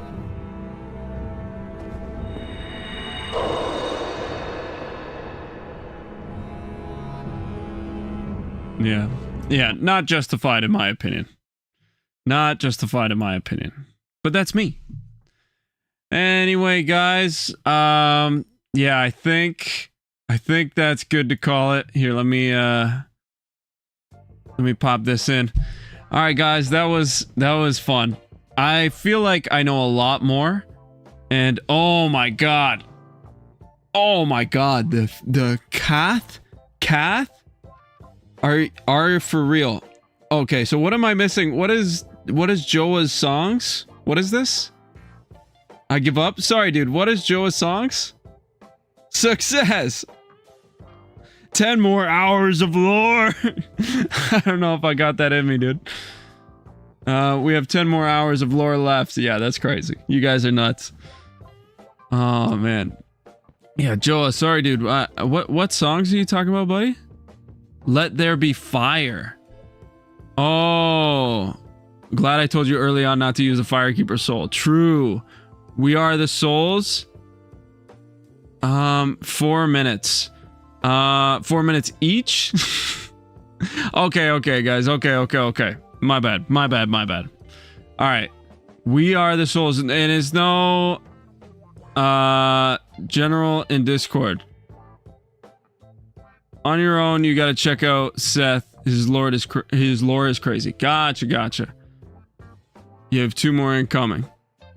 Thanks God. Feel free to do ones I sent on your own time. Hey, thank you, dude. All right. Okay, guys. So to end it, we'll watch the song or listen to the song, but you gotta pick one. Which one's the better one? We'll end on a song, but only one. We Are the Souls Nation. All right. So We Are the Souls. Is that fair to say? When will you start Dark Souls 2? I'm going to record very soon, but I'm going to take the extra week to edit it. So you guys will see it not next Tuesday, but the Tuesday after. We Are the Souls. All right, let's watch We Are the Souls. What's the next playthrough? Dark Souls 2, baby. All right, We Are the Souls.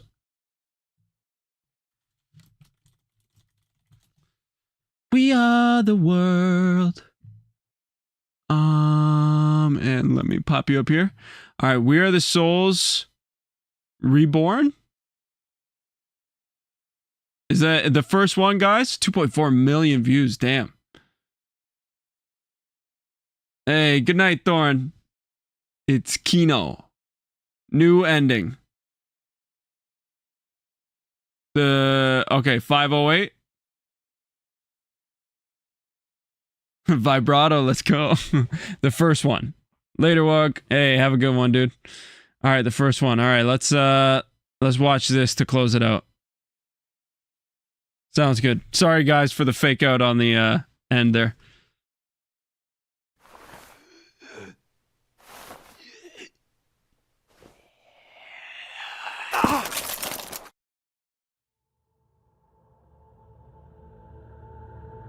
What the hell is this?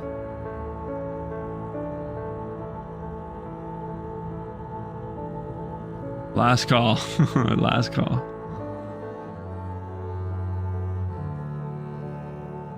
I believe if I knew where I was going, I'd lose my way. What is this?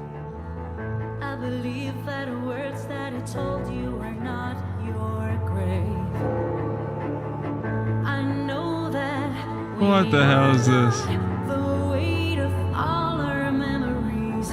I believe in the things that I am afraid to say. Thank you for making sure I watched this. Hold on, hold on.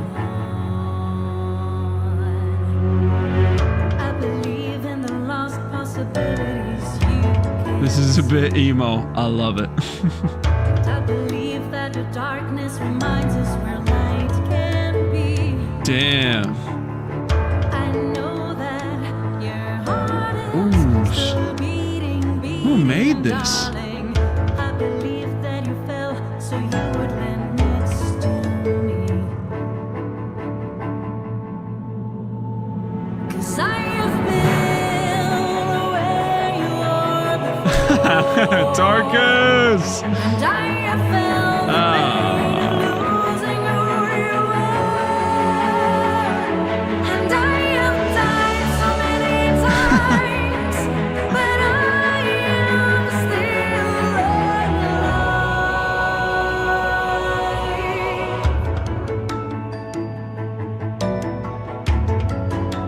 This is nuts. Whoever made this, whoever took the time, that's crazy.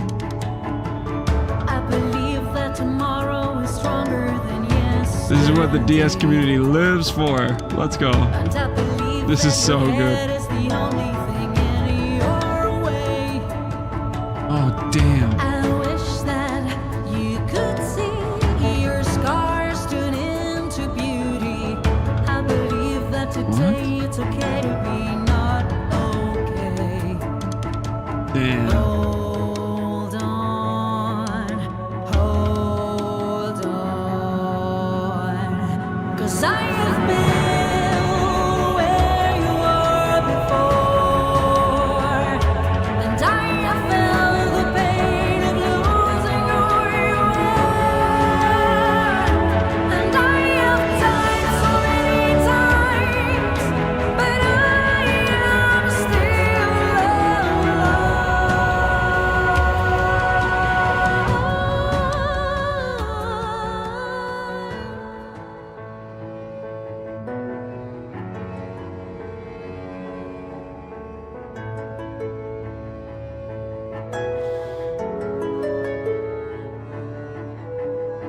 This is not the end of me. This is the beginning. This is not the end of me. This is the beginning. Crying you are. This is not the end of me. This is the beginning. This is not the end of me. This is the beginning. This is not the end of me. This is the beginning. This is not the end of me. Oh. This is the beginning. Oh.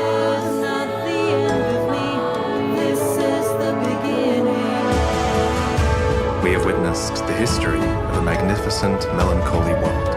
We've seen it grow, crumble, and be reborn, rising again from the ashes. This is our story as well, for we met every death with a quiet determination and succeeded against the odds. Everyone here knows why this game is special. We all had different experiences, and yet we all shared the same journey. You, me, we are the souls. This is the beginning. This is not the end of me. This is the beginning. This is not the end of me. This is the beginning. This is not the end of me. This is the beginning.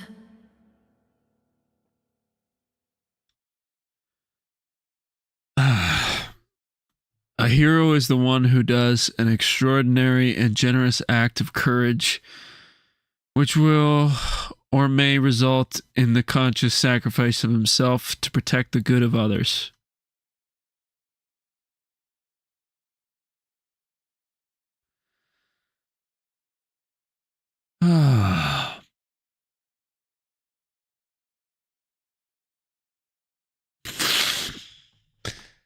That little Vati speech at the end got me. All right, guys. Thank you so much for getting me to watch that.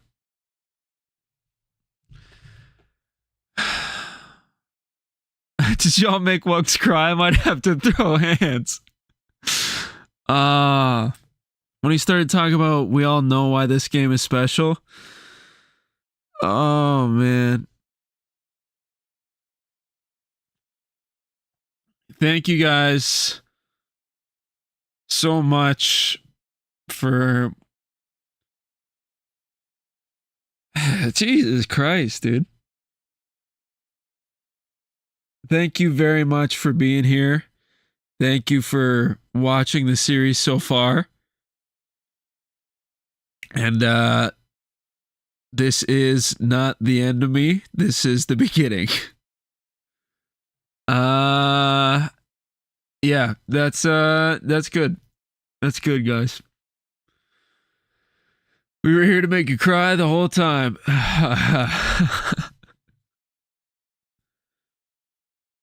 right, guys. You guys have a good night, and DS2 coming soon. Praise the Wugs. You're not the only ones. I tear up every time. Hey, okay, that makes me feel better. All right, guys. Good night. I gotta go. Thank you guys. Seriously, thank you guys so much for watching, and yeah. I'll see you guys in the next one. See ya.